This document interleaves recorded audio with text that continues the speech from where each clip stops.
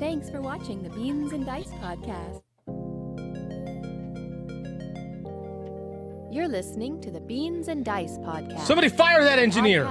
Wrong button, bail out. What are you doing over there? I'll just see myself out. Not like you're doing 15 things over there or anything. I'm out. Right. Bye, everybody. Hey, folks, welcome to the Beans and Dice podcast Thursday night live call-in. I'm Carlos. I'm Rob. I'm Mike. I'm Wayne. And we're the Beans and Dice podcast. We're a podcast about how we game. And it's Thursday night, which is all about how you game on Thursday nights because it's a call-in show. We like to start it off with a little bit of primer, a little bit of conversation, kind of talk about what's going on, and then open up the phone lines so that you can jump in and join us in conversation about board games, our favorite hobby. Topic. Yeah. So, Mike, we're kicking it off to you over in the West Coast, Beans and Nice West Coast. What news topics do you have for us? Coming from Seattle. So I was going to take the bad news off of Rob's shoulders this week. Yeah, I don't have to lead off the show with bad downer news this week. Mike can do it. Yeah, and Grimward Games, who did Village Attacks, they did a crowdfunding thing on GameFound not too long ago, and they are closing shop. They are, they're not going to be able to fulfill the fundraiser or whatever you want to call it on GameFound. And Another one bites the dust, huh?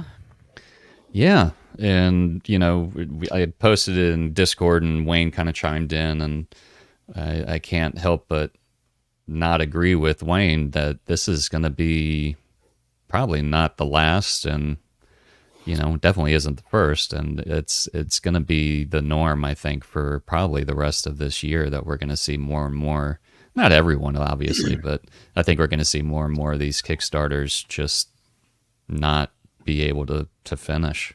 Yeah, What was the big one like last week, or there was a week or two ago? There was another big one that everybody's starting to cash their money in because they are talking about not being able to fulfill. They're asking for more money. Mythic Games. What was that game from Mythic that they're asking for? Another, depending on your pledge level, they're asking you for an additional, was it $69, $89, or $129? Yeah.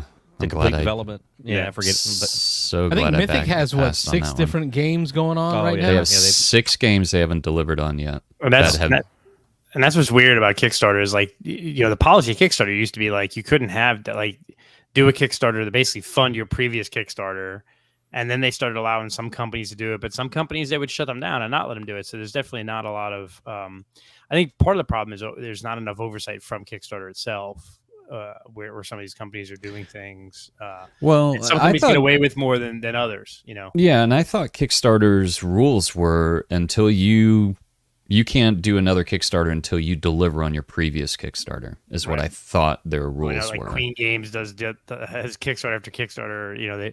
So I think it's really just sort of, it's not really consistent, and I think I think what you're going to see are these small companies that went on that maybe had one good campaign, and then they had a second or third one with big minis, a big production value, and with the price of production and the price of shipping, they're not going to be able to fulfill. I think smaller companies have smaller games or games that don't have crazy minis or crazy boxes or heavy boxes weight. I think most of them will probably be okay because shipping's come down, but at the production value of those minis and stuff is crazy. The other comment I would make is I think you're going to see more this year. And Mike, you agree that there's probably going to be 5 or 10 more that just go, hey, we're done, which is higher than normal. There's probably 2 or 3 a year in the board game industry. But in the grand scheme of Kickstarter, though, I will say that board games are still a fairly safe investment. I have friends that are big into the video games. And I know my wife has backed a bunch of video games on Kickstarter, and if you get 20% of the games you back on Kickstarter in the video game space, you'd be bad. Doing all right.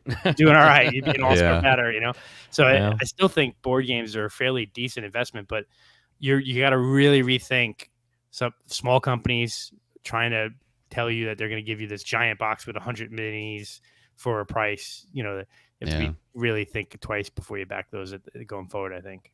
And you got to think Mythic is that they're a pretty, or I perceive them as a pretty big company. They'd always delivered in the past. Sam Healy, isn't that where Sam Healy ended up? Well, that's where he was, but he doesn't work there anymore. Yeah. Actually, he started his own YouTube channel just recently. If you haven't, it's like Flip Side of Board Games. See you on the flip side.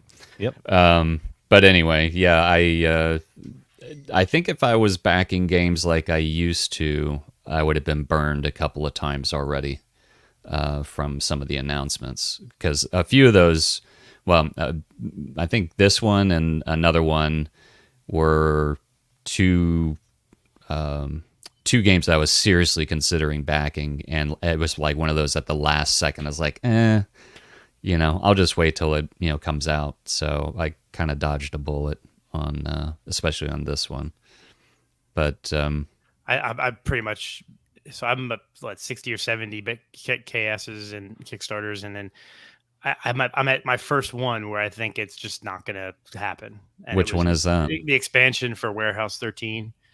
You were talking about that one. The original game even had there was delays after delays, and it was kind of crappy. So I went into this expansion knowing the first campaign really wasn't that great. They're like communication. They don't understand what communication. It was horrible, and it's been a year since they've even posted an update. That's not a good sign. That's not a good sign. And people have really they've gone on through BGG, or they've gone on to Facebook, and they've reached out to the creator and the owner, and he's basically blowing them off. He's like, you'll get an update when there's reason for one, and which there is. That's not good, man. Yeah. Now sorry to hear that. Yeah, well, I think one of the designers or even one of the people from the company has a Twitch channel with a content creator, and people are now posting on the Kickstarter like, hey, go check it. This guy has time to go on to Twitch every night and play board games, but he doesn't have time to get our freaking Kickstarter done. He's trying to drum up some more money so he can finish the game. Yeah. So, I mean, granted, it was a $30 investment that I'm out, right? So it's not a ton of money at least. I'm okay with that, and I went into that campaign knowing this is probably really a trap. But we're fans of the show. The game is actually a pretty decent game. The worst rule book in the history of rule books. But an expansion would have been nice, but probably not going to happen. And then Batman enters the room and says, "Hold my beer." Right. I was going to say it was a big worst rule book. I've read some really bad rule books. But this one's up there, in the pantheon of bad rule books. Yeah. Okay. Oh my God. You guys know me. I've been playing for a long time, and I almost was I'm done with this game. You folks at home, comment below. What's the worst rule book you've ever read? What if you don't read rule books? Oh, Rob just watches videos. I watch videos. I don't read rule books. Yeah, so if you just watch videos, tell us that too. Yeah. But Batman's up there. Yeah. Speaking of Kickstarters and expansions, one of my favorite games of all time, Terraforming Mars, Prelude 2 coming at you. Yeah, baby. We know almost nothing about this. It was a little press release with just a picture of a box art, probably some more clip art. Yeah, but anyway. They say basically more Prelude coming to you. I was going to say, if you take Prelude 1, you add more stuff to it, and you got Prelude 2, right? Prelude 2, yeah. I know on Dice Tower today, Tom said something about, in the press release he had, it said something about that scared him a little bit, that seemed to imply that you may need to play with all of the expansions to use. I saw that. Some of the stuff. And so he said he was really super turned off if that ends up being the case. Content. Okay. Yikes. Yeah, so that would be that would not be good. Yeah, it focuses, and this is I think the part that scares me is the word focuses on cross-expansion effects. Ooh. My hope is that it's maybe there's some modules in here that work with each of the expansions, so that you can pick and choose which ones, because there are certain expansions that I think are good, and then there are certain ones that I will never play with probably. So there you go. Prelude 2 and dollar signs. Signs. Prelude 2 dollar signs. Yep. Print money. Yep. I would love if somehow this doesn't actually fit into the big box that they just sold everybody. Yeah, well, that was one of the concerns. The other concern is that this is the first time they've kickstarted anything, and so it's like, why Prelude? Why kickstart Prelude? They kickstarted the big box, didn't they? They kickstarted the crappy expansion, the 3D one, the one with the 3D pieces, right? Yeah, they've had a couple of Kickstarters. They did that. Okay. And Ares Expedition had Kickstarters. Thomas said something today. He said the two big concerns is that people are concerned why they're kickstarting it. I thought he said because it was because it's a prelude, right? Yeah. Like I don't think Prelude was kickstarted. It's a small box with cards. You don't need to kickstart. Yeah. Maybe that was it. I don't know. Yeah. But anything bigger, like I can't remember the name of the expansion now, but it's the garbage one that came with the dual layer boards.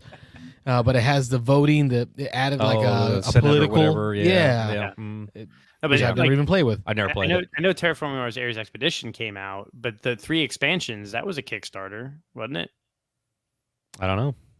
I thought Ares Expedition, all 3 you could kickstart all 3 expansions, and they were releasing them separately. And Could be. Maybe he was just talking about why kickstart it because it's such a small product. I don't know. But if they've done it for the big box and stuff like that in the past, I mean those are relatively small products, even though the big box is a big box. But right. I mean it's just a box. Yeah. So yeah, I don't know. To me, a company, I mean, an IP or a game this successful, for them to go to Kickstarter tells you that they have unexpected announcement of Terraforming Mars. Yeah, no, keep talking. I got no audio. He's got the audio. Just background. I can hear it. This is going to be I can hear it.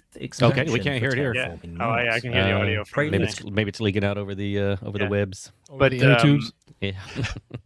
For as successful as Terraforming Mars is, for them to go to Kickstarter either tells you that they don't have the revenue to produce it, which seems weird.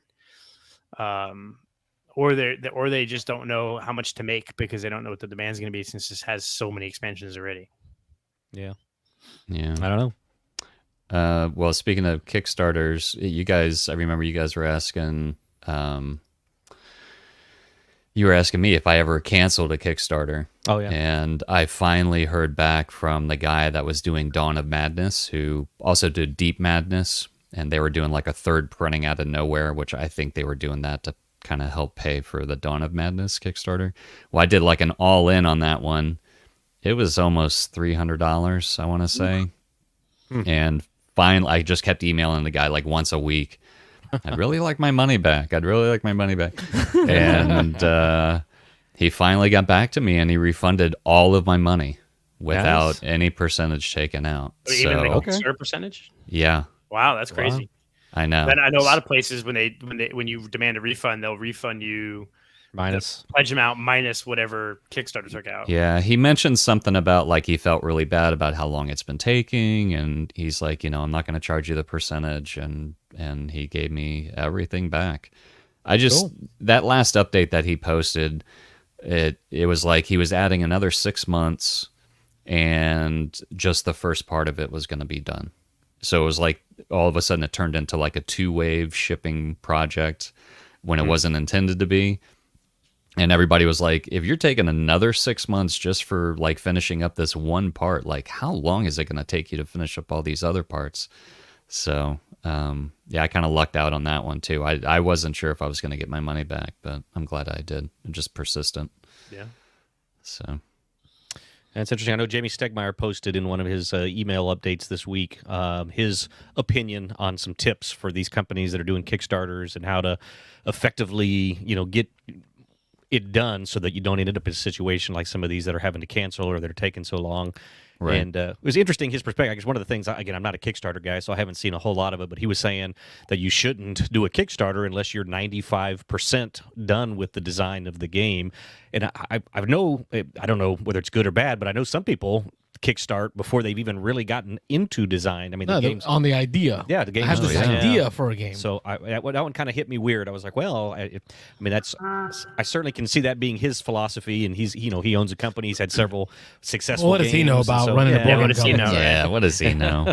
So that was interesting to me. But that's a good point though, Rob, because I mean I shy away if the Kickstarter page is all computer generated pieces and there's that's a big red flag. I'm out, man. Unless you show me that you have a prototype that you've done that looks pretty good, then I'm out. Like I'm definitely. If it's all 3D stuff and you don't have a rule book that I can read through, I'm out. Well, see, that was the thing with that Dawn of Madness game. Like, I mean, everything looked like it was done. Like he actually had minis and the whole 9 yards, and then slowly the whole game just totally changed. It's not even the same game anymore. As far as rules and how the mechanics work. And it's so like, yeah. Anyway, But yeah, no, there's definitely some rules that you got to go by. The 3D, everything 3D mock-up, or if you see the minis, here's another red flag. Like if you ever see them do like the 3D minis, which I don't have a problem with, like the 3D renders, but if you see these minis with these little tiny, thin pieces, that connect it to the base, and it looks all really cool with all this detail, it's not going to look like that, guys. There's no way that they can make They're lying. It's not going to look like that. Being not a with the 3D bubble printers player. they're using. Putting together models that are like standing up on 1 foot, Yeah. like they're leaping. That's just No, you're gonna set yourself up for disappointment. exactly. Yeah. Good conversation. Yeah. Speaking of minis, did you guys? CMON Expo's coming back. Yeah, not here or not Atlanta. Not where in we've Atlanta, attended it's it a couple of times. yeah, Carlos it's and I've gonna been to be Atlanta. Where's it going? Minneapolis. Oh, Minneapolis. Yeah. Yeah. Really? Isn't that the FFG stomping ground? That's I think it has something to do with Asthma Day or whoever. Somebody up there has a big warehouse. Yeah, FFG. Is it FFG? They have a Yeah. huge World Game Center there. That's where they're doing it. And that's where they started hosting all their. Yep. It used to be just like a small warehouse with a bar, and now it's like a really big, top of the line. That's where they're hosting it, apparently. Yep. Interesting. Yep. I've always wanted to go. Somebody said it was a show off kind of thing that they're trying to bring people up there just to show off the place. So there's a lot of concern whether it's CMON going to stay or and come back. FFG and Asmodee, No. they don't have relations, do they? No. So there's something there that Probably they're got a trying to- deal. I mean, think about it. Atlanta is not an inexpensive city to host. So if they're renting the America's Mart or they're trying to get convention space in Atlanta, it might have been too expensive. So moving to Minneapolis is probably cheaper. Could Maybe. be. Like I say, I went on their their page right after they announced it, and there were a lot of unhappy people in the Atlanta area who were like, "Holy crap! I can't believe you're doing this." Yeah. I'm traveling. That's my last CMON ever, or whatever. But there were a lot of people, Whatever. speculating that. People who don't live in Atlanta that'll be happy to go to Minneapolis. Yeah, Right. probably. So 'Cause even like as a tangential thing, in my professional life, a lot of the professional conferences that I go to, that you guys know I travel like 3-4 times a year for professional stuff.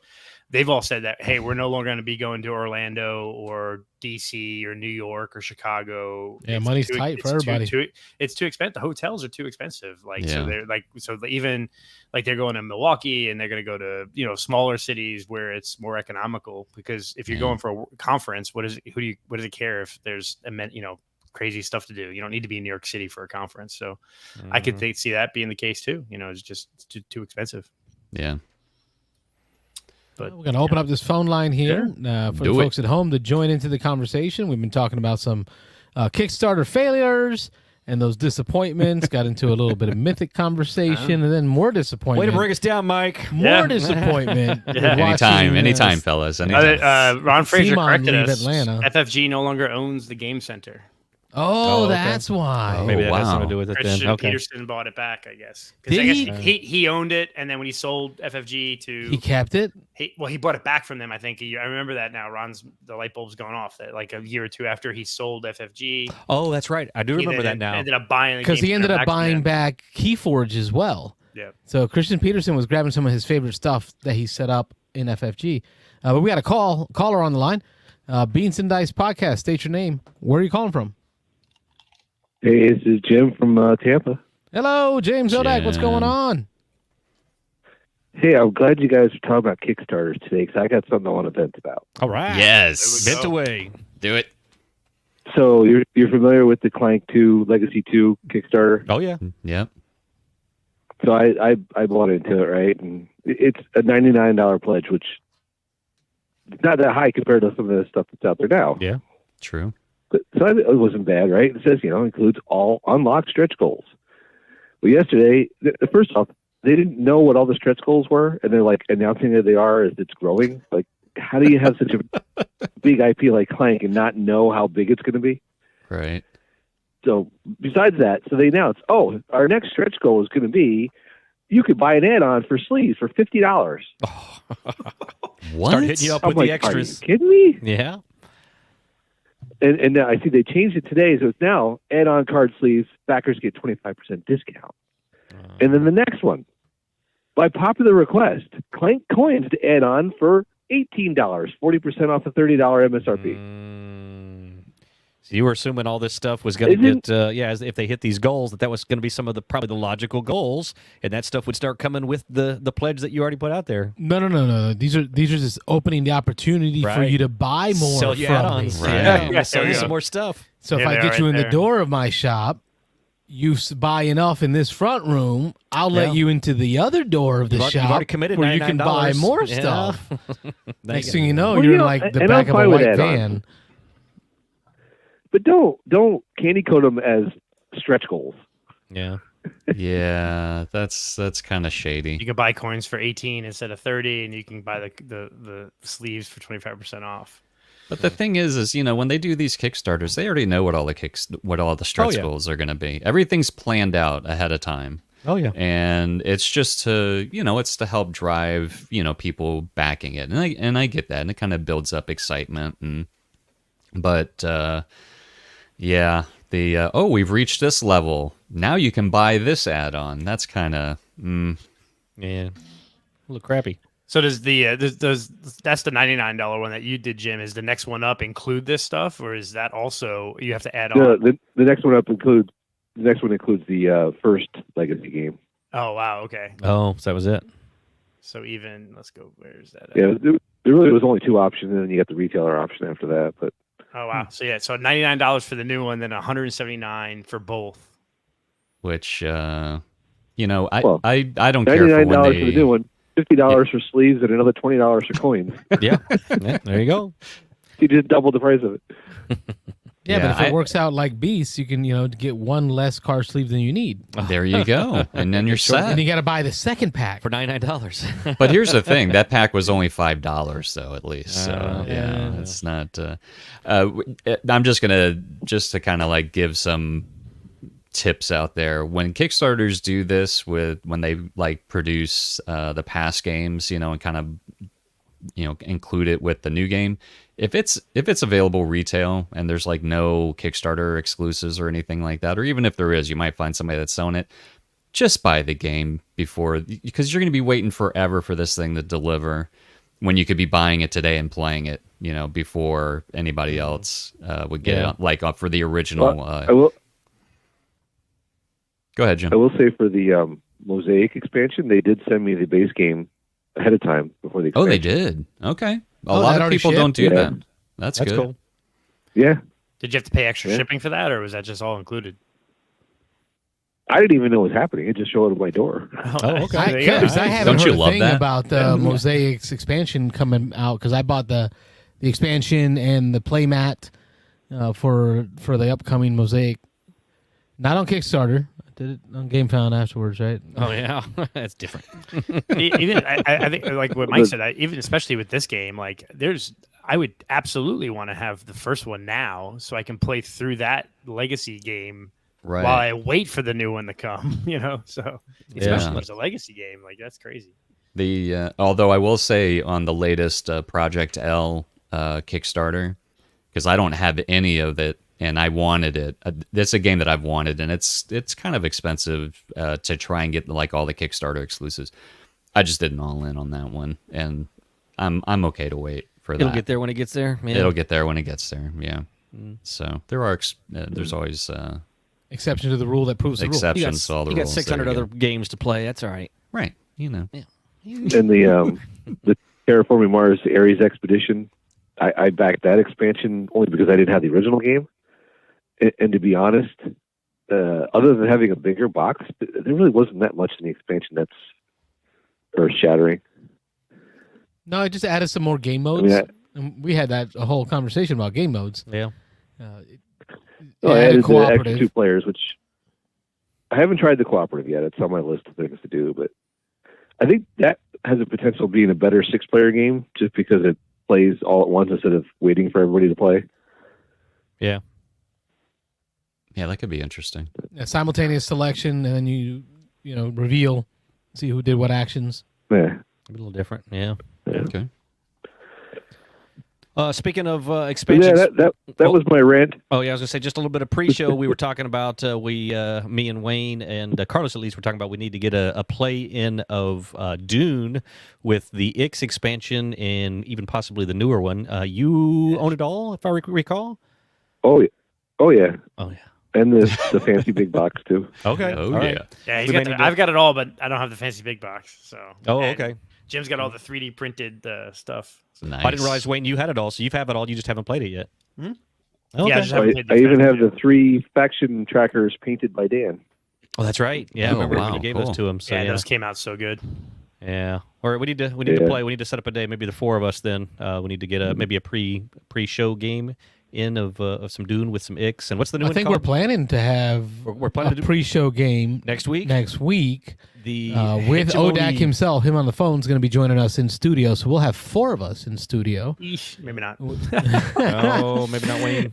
Yeah, I gotta do it. My kid's soccer thing from 6 to 7 next Thursday. All right, taking the 3rd chair in studio. Yeah. Will be Jim Odak. Yeah. Who'll be teaching us Hegemony. I know, hegemony. I'm pissed about that. Oh, cool. Yeah, I'm Yeah. it's interested getting to good hear reviews, how that man. goes. Yeah. People have been saying they really like it. So I just finished going through it. It's interesting. Oh, Well, send looks any really good. links to videos that you recommend that we can watch to prime us so that we can be better students for you, better pupils. Sure. And then we can get through more of the game. Or you don't do videos. Maybe that's just I'm you. not much of a video person for learning a game. I like to set it up and just Yes. wade my way through all the rules by myself and figure out what doesn't make a lot of sense unless you really read it. Like there's a couple things in this game that took me a couple of rereads of it to figure, oh, that's what they mean. I let somebody Yeah, else I figure mean- all that crap out and yeah. teach me. I think the asymmetric nature of the game is and how heavy it is going to preclude a lot of you're not going to see Rodney Smith do a how to play of that Yeah. game. I don't think. So this is Hegemony. Comes in his box. And I'm going to leave the rest for you to discover. It's a YouTube short video. Good Yeah. stuff. All right, That would Jim, be we'll see funny. you next week. So without Wayne, All right, man. I appreciate your call. Thanks for calling, Jim. I'm so mad at that. All right. Have a good night. See you, man. Got Oh, the she said, email See today. Jim like, Saturday. family meeting. Next Oh, week. family yeah, meeting. like Yeah. for the new season coming up in the fall. Beans and Dice Podcast. State your name. Where are you calling from?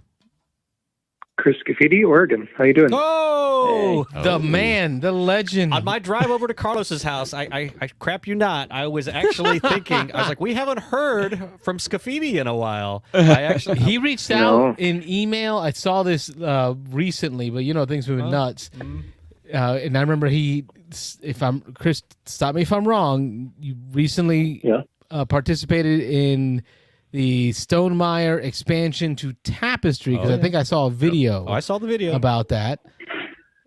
Oh yeah, that happened. That was good. But I'll let the folks at home hear from you with what you've been up to. Talk to us. Okay. So let's see.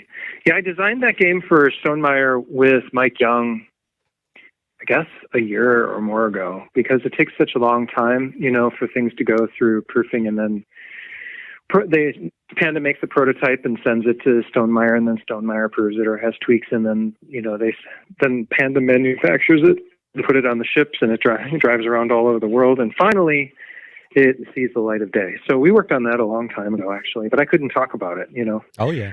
because Jamie's in charge of marketing, Let him do that.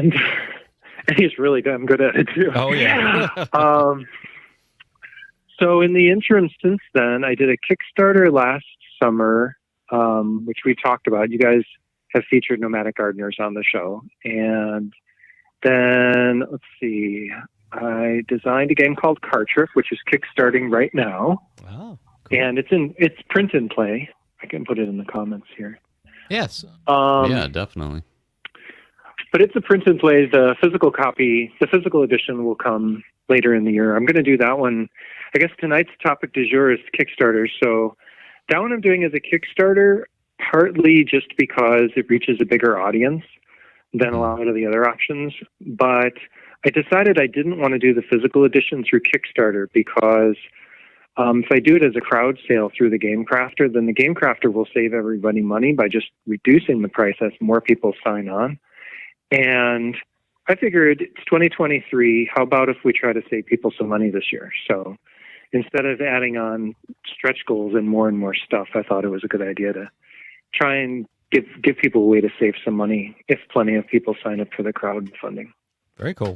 Cool. What you can do is give people whoever more people sign up, the more stuff you can sell them. Like give them more options. Yeah. We just talked about Kickstarter. Get that foot in the door and upsell them. Yeah, well, there is kind of that sort of thing with every Kickstarter. With mine, you could buy just the print and play of Cartriff. Cartriff is kind of like Suburbia, but the cards have actions kind of like Magic, and you're in a shared space.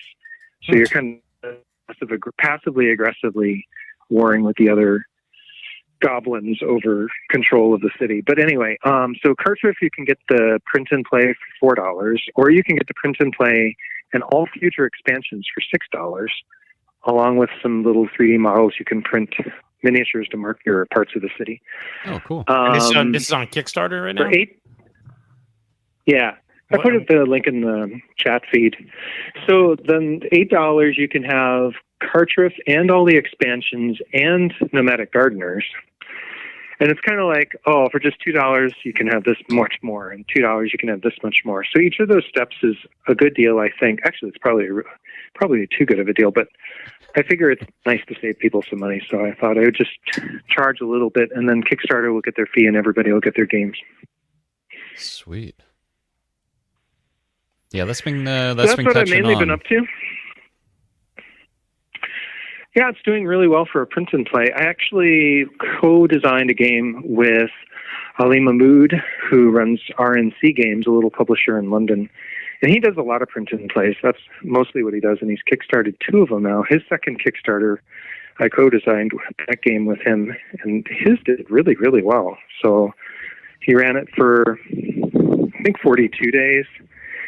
And got several times as many backers as what he had expected. So that was a really great one. That one's a dungeon crawler. Oh, I think is this the one that Connor from Louisiana keeps calling it? Gentlemen, he got into print to play hard. Yeah. Dungeon crawler print to play. Mm-hmm. And this one's called Dungeon Maker Deluxe. Might be the one. I think it was different though. No, Yeah, I don't think that's the one Connor talks about. Our buddy in Louisiana has There's a lot gotten of Dungeon crawlers. something, but it's not that. It was Pocket Dungeon or something is the one he was talking about. But yeah, he got into it hard, that print and play aspect. yeah, he did. He was telling us at one show we went through like 6 or 7 of them that he was back in. So yeah, He was real happy with the idea of the print and plays that you can play like on a iPad or a larger tablet where you don't really have to print it. You can just kind of put pieces on the tablet. Is yours going to be something you can do like that, Chris, or is it something you're really going to have to print? So the one that already did Kickstart, you actually do want to print it, and some parts of it you cut out like cards, and then you pass the cards around and draft them like in Seven Wonders. okay. But the point of it isn't to build a city in that game. You're actually drafting cards that represent creatures, and then you take those creatures and you pack them into your dungeon to defend your dungeon. And you want to fill your lair as tightly as possible, very, very similar to filling your city in Tapestry. But then the cards that you draft, you get to keep those as you swap dungeons, and then use the other half of the cards as spells to go and invade your opponent's dungeon and try to steal their treasures. Oh, cool. Oh, that sounds cool. So you kind of have to cut it all out in order to pass the cards around, if you know what I mean. But we are working on another project that'll probably be done in the second half of the year. And this one, you don't have to print everything out. You only need to print a single sheet. And the rest of it, if you want, you can just use the laptop. Okay. That one is, did you read, I should say read, it's not really play, but did you read those Choose Your Own Adventure books when you were a kid? Oh yeah. Oh, yeah. Who did? Yeah. Yeah, so we're doing one of those, but it's actually a game. Like, it's got unique mechanics and dice rolls and all kinds of stuff and really hard choices and no random decisions. Like, there's none of this business where you come to a tunnel that splits. Do you go left or do you go right? Oh, sorry, you died. Guess it was a bad Start choice. over. Like, we don't do that. There are ways that, depending on how you design your character and depending on how well you play it, you can actually get the information you need in order to decide if you want to go left or you want to go right. Oh, very cool. I assume you're familiar with the Van Ryder graphic novel series. Anything Well, like... I've heard of it, but I haven't actually laid eyes on it. Oh, okay. Yeah, I think we've got like 3 or 4 between Rob and I. Yeah, and there's a bunch of them out there now. That I know their series has got it's probably at least 20, probably closer to 30 or 40. Van Ryder also does Final Girl, right? Yes. Yep. Yeah. So you can think about the theme in these books. If you ever heard of Final Girl, but it is choose your own adventure, but with mechanisms to gamify it. Yep. So you're like leveling up, adding skills, using lives, wasting ammunition, depending on the story. Yeah. So it sounds a little bit like where you're headed. I want to touch on the print and play aspect a bit. So I spent a few years in the printing industry, and this, I think, is what has shied me away from ever buying print and play, because of the I understand the difficult nature to really get things right when you try to print at home. Right, there's issues with card sizes, straight cuts, cutting things in the straight way, formatting of the PDF so that you can print and not have an issue with the bleed, because most printers can't go all the way to the edge. Right, so kind of getting all that right has always made me shy away. How are you helping newer, less established print and play gamers with, hey, let's simplify this to demystify the difficulty of printing your own? Are you helping with that, or is that a part of the Kickstarter? Yeah, well, there's a couple things. I do it on all the games. So, to be clear, I do print and play on almost all my games. It's just that I usually use them for playtesting more than for the final deliverable. So when I send something out to people for playtesting, they have to know how to be able to print it and play it. So this is kind of something that goes on with every publisher that uses print and plays for playtesting, regardless of, I mean, even the Stonemaier, I don't remember how many playtesters we had, but we had quite a number, and we made PDFs and send it out to them, and we had to format them in such a way that it would be easy for people to print them out and play them. Mm-hmm. So there are a few things that you can do. One is really, really simple build instructions. So I wonder am I able? All right, here. What I'm going to do is... we're going to have to have him back on the show because he wants to share that screen again. I do. Yeah, I'm going to put it on Imager. And then I'm going to turn off my ad blocker, of course. But there are things that you can do in order to make it easy for people to print and play. So some of that is just how do you format the cards. There are a few ways you can lay out cards that make it really, really easy for people to print them out and not mess it up too easily. And then there are a whole bunch of ways that you can do it, and it's just going to create trouble. The other thing you could do is the instructions.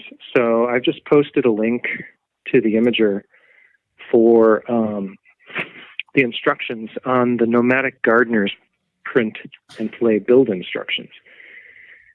And because I use print and play playtesters, these build instructions get tested along with the game, because these instructions go out with every iteration of the game to my playtesters.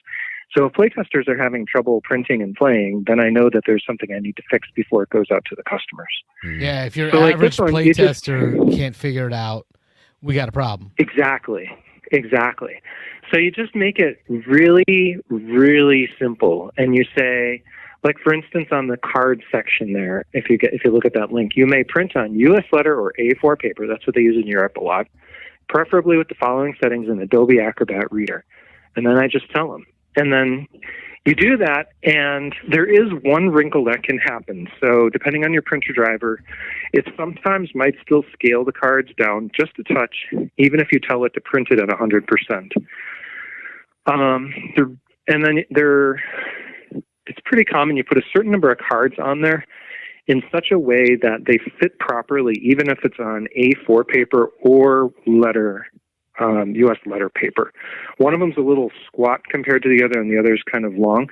So you take the shorter dimension of both of those, and you use that to lay out the cards. And for poker-sized cards, it just barely works. Right. So as long as the printer driver might shrink it like 3 or 6%, but as long as that doesn't happen, it comes out perfect. And even if it does, I mean, you lose 3 or 6%, and it's not the worst thing. It's the best that could be done with your printer. So you just kind of accept it, I guess, at that point. That's where I didn't.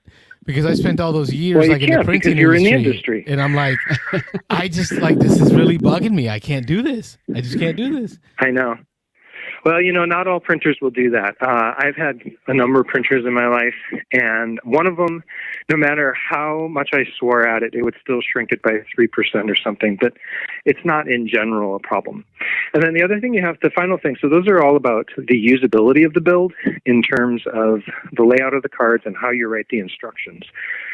But then the other really big thing is you need to have a version that doesn't blow through an entire cartridge of toner. I mean, Right. So there will be people out there who just want to print something really quick and easy. They don't want it to look beautiful. They want it to be quick and cheap and easy. So Grayscale, a lot of white background. not even grayscale if you can avoid it. So like on the Dungeon Maker Deluxe, we're going to take the pictures out because people specifically said they didn't want grayscale. I'm still a fan of using color for the icons, even though the printer is going to grayscale them, because light gray versus medium gray versus dark contains a lot of information, and that's useful when you're trying to make out which icon is which. But for things like images and stuff, I'll just go ahead and, like for Cartridge, I have a whole separate version of all of the art, which is purely just black and white lines and no grayscale at all. And then that's what's going to go into the low ink version so that people don't have to spend a lot of money. It sounds like you thought about it. That's important. I know I can imagine it being easy to say, hey, I'm going to throw together a print and play game and put it out there. But I don't know. I think about the newer gamers trying to grow that part of the community. You need to put some good helps in there, so I'm glad you thought about it. And Chris, you say you're posting up these links. We're not seeing the links here. Where are you putting those links at exactly? In the, let's see, on YouTube, It's not Board showing. Game Call-In Show Top Chat. Let's just see chat. We will right-hand keep side. trying. Yeah, maybe This is where Ron blocking- Fraser typed Peterson. Yeah, we're seeing Ron all that. typed Games and.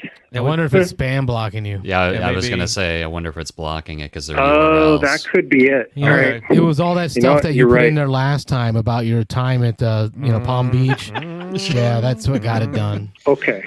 Okay. So I'll put the links in, but you'll have to change all of the hyphens to slashes. Okay. Join us in the Discord. I don't And that's know how if- we'll did defeat we ever the get you spam in the filter Discord? right there. Did that work? Let's go back and look. I don't think so. It's not showing any new comments. Nope. Did we ever get Chris in the Discord? I doubt it. Google thinks I'm a bad person now. Wayne's like testing chat. I just made sure it wasn't frozen. Yeah. Like, Nick Oben was the only one. Yeah, to I can comment see what like you're 10 minutes typing, ago. but you can't see what I'm typing. No. It Yeah. must be a Google thing. Yeah, it must be Yeah. blocking it. But you know what? It's listen. I've been out for a little bit. I had some medical issues that had me out. I was having issues, so I got my shots. Was it last week?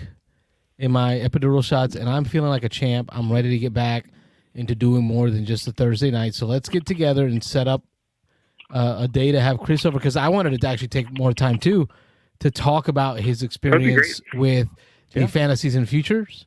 Okay. Is that how you say it? Fantasies, or is it futures and fantasies? Yeah, I'd love to. I just emailed you the link to the Kickstarter, by the way, so maybe you can get it from the Beans and Dice email address and put it That in. I can. But I want to dive into some of that fantasies and future expansions for Tapestry, to talk a little bit about how that process went with. I don't know. I like Wifey likes Tapestry more than I do. I like it, but I thought of it as a Civ builder. With where you're headed, with this expansion, is going to make it more enjoyable to me, because it's going to be almost like a. Like a Hero Realms, not Hero Realms. What's the one that Hasbro Or Hero does, Rob? Realms. Yeah, Whelms. Hero Realms. Hero Elmer Realms. Fudd all of a sudden joined the show. What's the game that Hasbro did with the miniatures? You're talking about Hero Quest. Hero Quest? Quest. No, that's the dungeon one. Oh. Yeah, it's a dungeon crawler. The one with the miniatures fighting. But the idea behind it is they have, you can have like Revolutionary War squads up against like raptors, up against aliens. You're talking. They failed that Kickstarter recently. Yes, the one that Tom Vassell owned all the stuff for, right? Yeah, with the hexes and all the terrain and yeah. Anyway, I love that idea of HeroScape. HeroScape. That's the one where you're like mixing and mashing all different genres, time frames. And that's where you're headed with that expansion, which makes it enjoyable to me because it adds that replayability and that fun craziness of you could be playing the Nomads and I'm over here playing Space Pirates with laser blasters. And Carlos just doesn't like Tapestry because he can't break 100 points. But anyway, that's a separate story. Yeah, that is not wow, a lie. harsh. Oh yeah, it's just the truth. I'll get you some aloe for that burn. Yeah, 36 points last time. Jamie, 36. 36. I couldn't get 36 if I tried. Yeah. Anyway. Jamie always imagined when he designed the game that it was about a game about strange histories where, you would invent nuclear weapons before the nail or something like that. So in the process of introducing the science fiction and fantasy, we kind of explained that in that each game of Tapestry is a possible path through history. Like it's a possible timeline. Alternate history. And exactly. So they're really parallel universes, and whenever these parallel universes with more advanced technologies than your own or more advanced ideas than your own touch your own universe, that's where you get these cool, magical, and advanced science fiction effects. So it simultaneously explains a lot of the new content mechanically, but it also explains kind of as a retcon, why on earth is it that in Tapestry so many strange things happen out of order compared to our own history? That came up in like our first play. We're like, how in the heck did we get battleships before we got toilet paper? It was a thing. Yeah. Yeah. Like that was the dirtiest, nastiest battleship ever. Talk about a poop deck. Something like that. Yeah. That's right. That was the conversation we had. Okay. Like, literally. Oh, it would be a nasty battleship. So I emailed you the link to the Cartridge print and play Kickstarter. So if you want to share it, that would be fine. And I would also be happy to come and talk about Fantasy and Futures sometime that's agreeable. So you can just reply to the email and we'll schedule something. Cool. We'll get it done. Sweet. I will. Yeah, I see your email. I'll reply. I see a different email, but I'll find it. I'll reply to you. I want you to pick a Thursday that works for you. Right now, we don't have any Thursdays booked for co-hosts or anything. So you pick the next Thursday that flies for you, and we'll set you up with the link to join us to the show. Sounds fabulous. Thank you, guys. Thank you for calling. Thanks for calling, Chris. We appreciate it. Don't be a stranger. Yeah, my pleasure. Have a good night. Looking forward to hearing what the other callers say. Good night. Awesome. Good night. Very cool. I swear, I was thinking that on the way over here tonight. I was like, you know what? We haven't heard from Chris in a ears were while. burning. Yeah, that's funny. That small world. Funny how things work out. Yeah. Yeah, we'll have to. Carlos is trying to pull up the emails here to get some of the information. We'll try to get those links up somewhere. Post them In on the here. We can Discord post or them in Discord. Yeah. Yeah, get them in the chat or something so people are interested in checking that stuff out. It sounds like he's got good stuff coming and done some stuff in the past. So working with Stonemeyer and all that, it's really cool. I'll throw the Nomadic Gardeners in my bag this weekend. If you make either of you guys make it game day, we can do that as a filler just to that's cool. Live try. So. Yeah, Carlos and I we just talked a couple weeks ago about we maybe want to try to get some kind of play in, maybe record something or do something so we can give it a full proper review and talk about it a little bit. All right, phone lines open, 813-618-7099. I'm going to come back to his email. I'll figure that out later. I had a topic. I wanted to go through the... Oh, Chris, caller. Just join the Discord, just so you know. Beans and Dice Podcast. State your name. Where are you calling from? This is Ron Frazier from Atlanta. Rob Frazier, how are you? Are you being shipped off to Minneapolis as well, along with CMON Expo? Shipped off. No. Are you one of those bitter Atlanteans who is unhappy about CMON leaving? I'm indifferent. Okay. I'm indifferent. Okay, that's a thing. I'd rather you hate it or love it. Yeah. Indifference like the worst That doesn't feeling work for you the can show. give. That doesn't work for the show. Call again. Start over. No. What you got going on, Ron? what I did want to talk about was number one, this little Kickstarter business. You know, stretch goals can be the death of a Kickstarter, right? Like, because even the designer, the team could get caught up in the excitement, right, and overpromise, and then they look at the situation and they realize that they get in over their heads. Mm-hmm. Like, why do we put this stretch goal out there, and like we're ended up losing money for each unit that we put out there. That kind of stuff happens, right? And it happens less and less now than it did in the early days. Because I've been running the Kickstarter train for a good long time. Started backing RPGs, where like it was just a wild west. Like no one really had an understanding of what it took to get a Kickstarter done and delivered. Obviously, David Stegmeyer had figured it out, and but like just having something ready to go when you push the launch button is important. Although a Kickstarter crowdfunding, it's a risk, right? It's venture capital in a way. Yeah. And so like we should know that going in, and there's even the disclaimer: Kickstarter is not a store, but we treat it like that, and it's an interesting place that we're in with the whole crowdfunding thing, right? Yeah. So that's basically what I had to say. People are going to bring Kickstarters. They need to have a plan. The game basically needs to be finished, and they need to be cautious with the stretch goals that they put out. I think, Ron, you hit a good point. Is sort of like a lot of people view Kickstarter as a pre-order system now, but part of that is in the last 5 years, as Kickstarter became such a viable avenue, once you started getting big companies that were established going the Kickstarter route as opposed to just direct to retail, like Queen Games, right? Come on, they can easily afford to print their. Well, I can't say that because we don't know the internal workings of their finances, but they're a big enough company where you would think that they could easily print these games and sell them. But so big companies are jumping in, treating the companies themselves are treating it like a pre-order system. Right. Then that bleeds over into the consumer, where the consumer is starting to believe it now, and then in a lot of consumers' heads, they can't separate the big companies that are using it like a pre-order system versus this was my dream. I'm working in my garage. I've got the one game thing. And it's almost like there needs to be kind of like I would even say like Kickstarter itself could do 2 columns, experimental. Yeah. These are the ones that are, you're really riskier.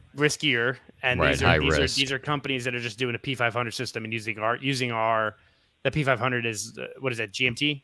GMT, yeah. GMT. Yes, GMT. Yeah. Hey, Kickstarter, we're allowing this company to use us like a pre-order system, and here you go. You kind of have to look at the difference between those two. Yeah. Companies like Simon are using it as it's if you're a big company, the proposition is simple. Like, why put your money down to produce the product where you can get the money from the folks already? Like, you can get all the money in advance, and it's a system that's already in place as opposed to like maybe an internal pre-order system. There may be some challenges with that. I don't know. Well, even advertising now. I mean, it's basically advertising. I mean, you know how many eyeballs are in the gaming world right now are monitoring Kickstarter pages every day. There's shows, there's content creators that are all about the Kickstarter, and so the free publicity, the free advertising. Hey, no, not free, Rob, not free. It's like a 10% cut. Okay. What's the cut? To the consumer, basically, but 10%.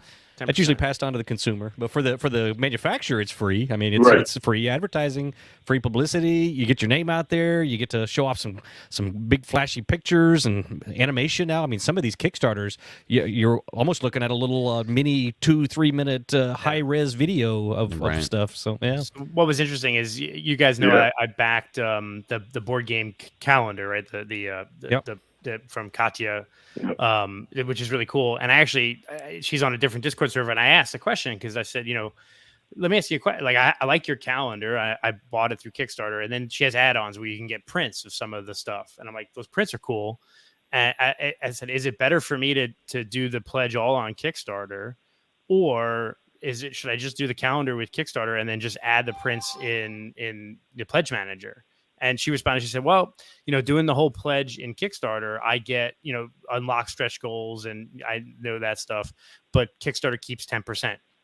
Whereas if you go through GameFound, anything you add in that's not from the Kickstarter, right? Anything you add in the pledge manager, GameFound gets 3%. So message. Yeah. So, okay. Yeah. You know what? No, yeah. I mean, I think she's either way doesn't matter to, but she would, and I say, cause I want to let you make more money. Right. So if I do most of it in the pledge manager, you'll get more of that percentage. But so that's another little twist that I didn't even think about is like, if you buy a game on Kickstarter and then you do add-ons in the pledge manager, there's a cut there too. It's less of a cut than the Kickstarter cut, but like everyone gets their piece. Right. So you always have to think about that. It's interesting stuff, right? A lot of interesting stuff. But guys, I cannot believe that you've gone an hour into this show and not talked about perhaps the biggest. Oh, I know what you're going to say. I was going to ask you, but go ahead. The announcement of a Star Wars CCG trading card game. Yeah. To be released in 2024. Another. Now, another. No, this is CCG. Yeah. This is not an LCG. Well, they've done what? The LCG, they've done the TCG, now they're trying the CCG. So didn't they do a living card game too? Yeah. Mm-hmm. Yeah, the LCG was FFG as well. Yeah. But didn't they kind of do... Go ahead, Brian. I'm sorry.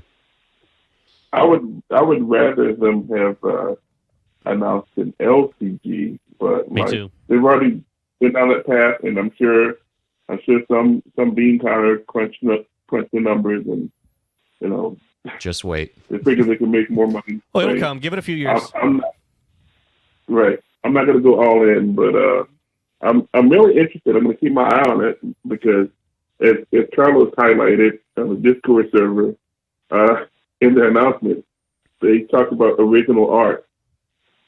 And it's like they're redoing all the art, recommissioning everything. The thing with FFG and Star Wars, the moment it announced, Ron, I had no excitement because I'm like, I think I have everything with that art. I have spaceship games, I have Armada games, I have deck building games, I have I've got them all. RPG, it's all the same art. And now they're like, no, we're gonna do the whole thing all over again. I think the issue for me is how many card systems have they tried in the last few years, and really they've all bailed after a year or a year and a half. Now they say they're going to come out with 3 sets a year, but they're really probably only guaranteeing the first year. Probably, and their living card games are doing well, right? So the Lord of the Rings and whatever. I'm not sold because they've pulled so many of them so quickly that it's like I'm not going to invest in a new game that isn't going to be around a year from now. And then Lorcana on the horizon as well. So you got Disney doing Arcana. You've got this coming out from Star Wars. I mean, if y'all go back about a month or two, I joined the Ant Lab Games panel, and we talked about the state of the gaming industry, and we saw the running thread with all the major game companies was CCGs are where we're headed this next year, right? Asmodee, Disney doing the Lorcana thing, Reoccurring FFG, income. right? There, it's panning out with this announcement here is that they see the cash cow of Pokemon and of Magic the Gathering. Magic's is king. Yeah. And I think, Wayne, you brought it up in the last month talking about how any CCG that shows up on, you think they were money laundering? Any CCG? I thought that. That was Mike. Yeah, it was Mike. Show anything any CCG that shows up on Kickstarter goes nuts. Instantly $1 million. Yeah. Yeah, I think it's weird that like with Lorcana sort of in the zeitgeist of like the game that everyone is hyped for them to release a Star Wars game at the same time when Disney owns all the IP for all that anyway, is weird. And then also to not do it on May the 4th, like, yeah, that was a little weird. Fire your marketing person. Yeah, I miss it by a week. Missed it by, Right. Or not even a week. Missed it by that much. Yeah, it could have. It's odd. I mean, they could have done it on May 25th as well, which was the actual theatrical release of the original Star Wars. But either way it goes, they missed the prime opportunity. Opportunity. Yep. But yeah, big news. Big news. I'll probably collect a little bit. I don't play CCGs, but I'm sure I'm going to collect a little bit. I'm gonna wait and see. I'm gonna see what the system's like. I'm gonna see what the art is like. Although I already like the teeny little bit we've seen, just that one shot they've done. Assuming the rest of the art's going to be kind of that style, I think it looks pretty cool. So, but yeah, I'm not a CCG guy either. So I don't know. That's a game you have to invest in. I haven't bought a CCG since I was in my teens. Yeah. As much as I love Star Wars, I'm way more interested in Lorcana because I have a 9-year-old, man. Okay, that was what I was gonna say. Like Lorcana to me hits on like the new gamer or kids. Yeah. Whereas the market that they're gonna grab with the Star Wars, I'm hoping is gonna be the competitive gamer. Yeah. Right, Like, and that's is- what I'm trying to avoid because I don't play Magic anymore for that reason. Yeah. So what about the what was the game that they did that Star Wars had with the dice? It was like the cards and the dice. Destiny. Destiny. Destiny. Like that. I mean, It had a great run. It had a great A run. year and a half. It was actually a fun game. I enjoyed it. But then they like redid that game and then they dropped it all together, didn't they? Yep. Yeah, it was. Yeah, I don't remember how many waves came out for it. Maybe 3 waves. No, it was a lot. Was it? More Yeah, than 3? I played it at work against other managers that I had no idea that I had met like out in the tournament world and found out they also worked with me. So we would show up and break. And Rob, this was, geez, this had to be 7 years, more than that, 8 years it was ago. way before the pandemic. Yeah. So it lasted a while. It ran its run. Well, I talked about it today on Dice Tower, and Z was like, "Yep, great year and a half. It was about 16 months, and it was here, and it was gone. It just completely disappeared." I doubt it was that. Oh, it was. It was. It was a year and a half. Look it up. It And was same about thing with 16 like months. Keyforge, and think about over the last 20 years. Yeah, how many- Keyforge. Where did that one go? Mm-hmm. Yeah, They lost the they lost the algorithm. algorithm. Well, supposedly they fixed it, but then it And then never Peterson came back. bought it back. He bought You've the got rights from the- FFG. And then You've nothing's got the happened. big 3. You've got Magic, Yu-Gi-Oh, and Pokemon, right? Yep. In the last 20 years, how many other card games have come on the market to try to compete with those 3, and how many are still around? So like none, right? It's still straight. But how much did the companies make during the time they were around? Right, that's true. Yeah, for the year or two that a system is out there, And they weren't Disney, and they weren't FFG, so Right. we'll see. Yeah. Yeah. we'll Right, see. there are money laundering Well- schemes on Kickstarter. I think Lorcana is going to be interesting. I think the sad thing is, like Carlos said, it's a game for kids, it's a game for families, and an intro card game.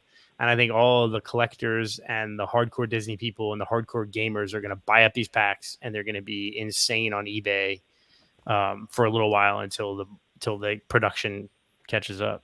And Star Wars game may be similar. I mean, we'll see. Yeah, we'll see. It's definitely different audiences, I think, somewhat. Yeah. I know the Dice Tower crew today and in the Smorgasbord, they were unanimous that Lorcana was the one they were more excited about. So, yeah, we'll see. Interesting. We'll see. It's the time, right? Yep. Yeah. Well, all right, guys. I'm excited that we're in the convention season. Yes. And Yes. we're less than 2 months away from Dice Tower East. Yeah, I was going to say a lot of buzz in our Discord channel. Everybody's starting to talk about putting together games and who's going to be where and who's staying with who. So it's kind of getting me excited. I'm starting to get the jitters here for Dice Tower. Yeah, looking forward to it. Unfortunately, Mike is going to be in Seattle. Yeah, but I got Dice Tower West to look forward to. Dice Tower West. Yeah. That's true. Yeah. Yeah. Is it? I mean, now this is my first Dice Tower East, but as far as selling out, do you guys recall has it sold out earlier in the past, or is this about right when it sells out? Or It's about right. I think last couple of years, it's been a couple of months before the con is when they're selling out. Then there's usually that wait list. This year they're not doing the wait list, so Dice Tower's always maintained a wait list that if the tickets get canceled, they had a wait list, and the next person would get the call, would get the email, and they'd have like 7 days to respond. They said this time they're not doing that. I guess who is it? Tabletop Events or whatever that's running it. Once somebody sends it back, it goes right into the queue, and you can. Yeah, it's going to go right in the away. queue, so you can keep watching the website and keep refreshing that and see if tickets show up, and then it's going to be right back just on the retail page for sale again. So that'll be a little different. So it'll be interesting to see how that goes. But yeah, I mean, we're selling out right at 2 months before the con, so I think that's probably about right. That's the way it's been, I think. Nice. Yeah, should be good. Yeah. I'm definitely looking forward to it, and we're gonna get some gaming in. Yep. Sounds good. Can't wait. We'll see you. We're gonna hit up all these games on the top 10 lists or on the games of the year list. That's right. So we can get all those played. So we can do our show. So shortly after Dice Tower East, we'll have to have a show and talk about all our predictions. Cool. That's right. All right, Ron. All right, guys. As always, go ahead. All right. I'm gonna hang up and let some other folks get a chance to call and listen in. Sounds good. Thanks for calling, Ron. As always, have a good night. See ya. All right. Take care. James saying last year they had some pandemic tickets roll over, so that might have been some of the issue too with when it sold out and things like that. So, that could be. Yep. Yeah. And then James asked, where does backer fit that the backer kit? So I would assume backer kit's like GameFound, like anything you add in backer kit, they'll take a cut. And that's probably how they make their money is they administer the Kickstarter for a company and backer kit, GameFound, whatever, they'll take a cut of anything else purchased through the backer kit. So that's interesting. So yeah. Cool. So I mean, what else is going on, guys? Yeah, I don't know. Do you guys got a copy of Heat there, which I'm still bitter about? Yeah, Carlos got his first play, so I know he wanted to talk about it tonight. He hit me with it right before the show started. I was like, oh boy, yes, I've played it once. It's been over a year, about a year since I've played it, so my opinion is not going to be nearly as fresh. But I know Carlos wants to talk about it a little bit. That was the so Mike, real quick. The thing was.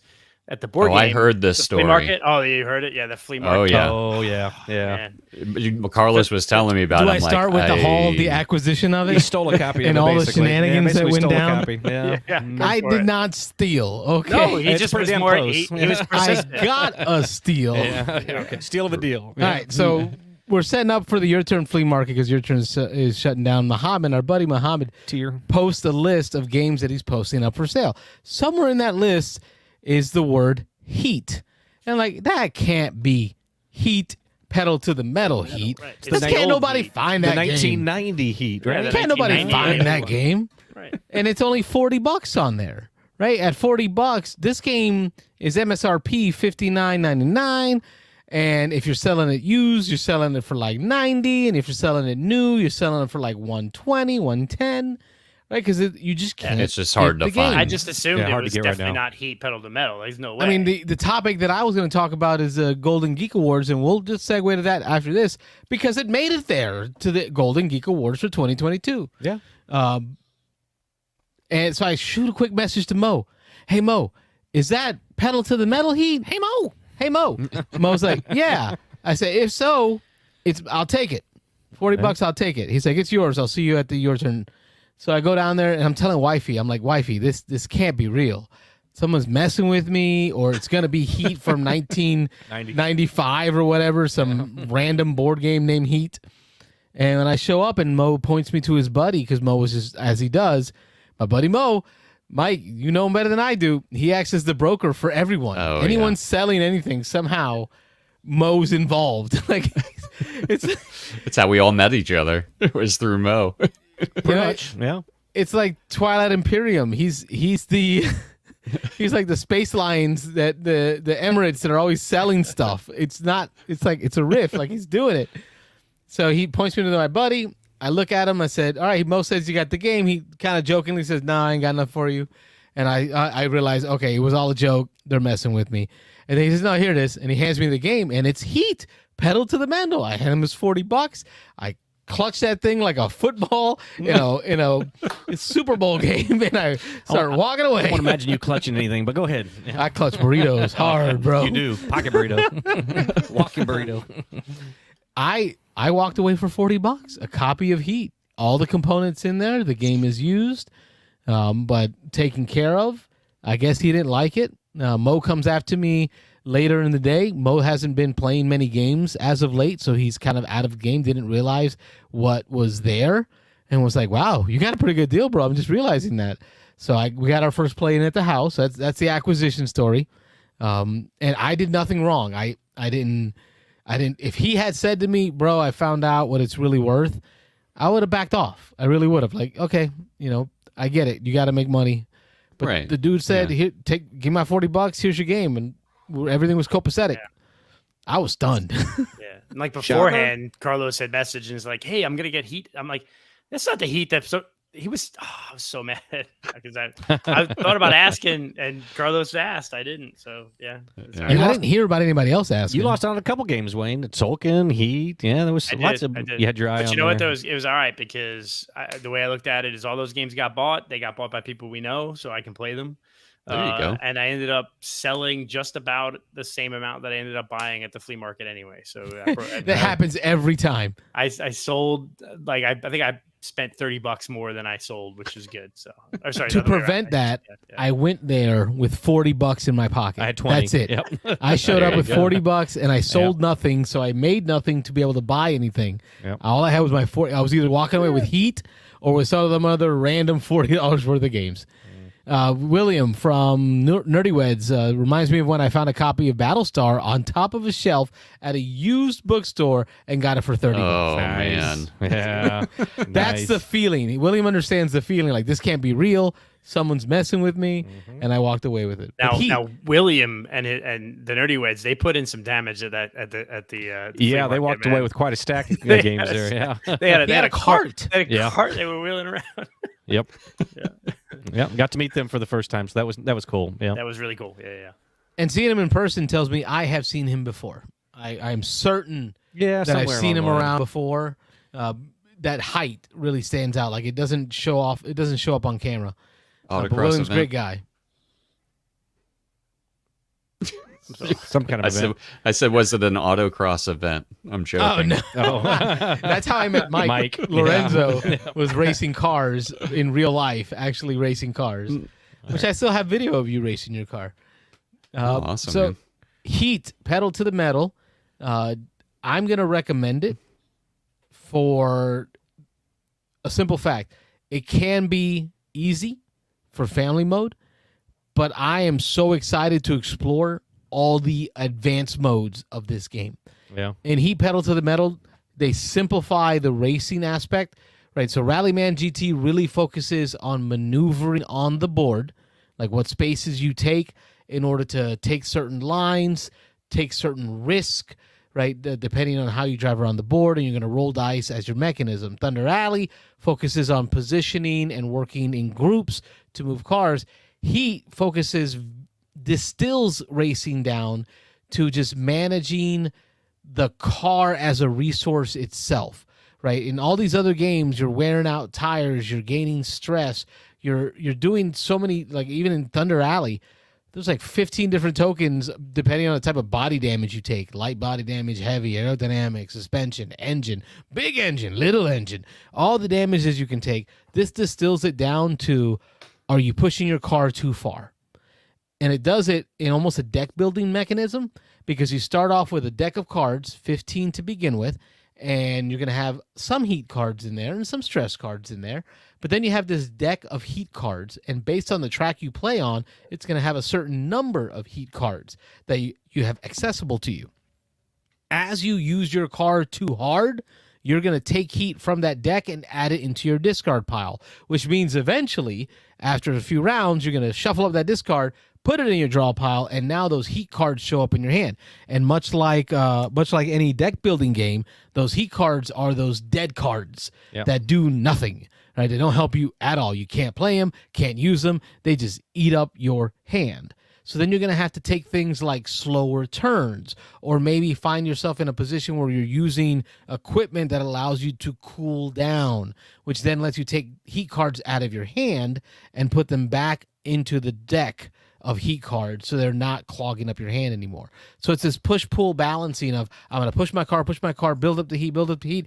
Now I have to shuffle and pay the consequences for all that work I did on my car, and then find a way to cool it off at the right times, or maybe at a corner where everybody's going slow. So I can downshift this car and quit some cooling, put the heat out of my car so that I can get to the next straightaway or the next big corner and really use that heat. So I love that push-pull back and forth, the decisions on when to use the heat cards to go a little extra. So you got a little bit of pressure luck in there as you're taking turns and because of the stress cards. Yeah, you can play the extra. So although you have a hand of 7 cards that tell you how fast you move, the stress cards are plus symbols. So whatever gear you're in, 1, 2, 3, or 4, you're going to play that number of cards. Cards in your hand could be stress cards. You start off with the US track, you get 3 of them.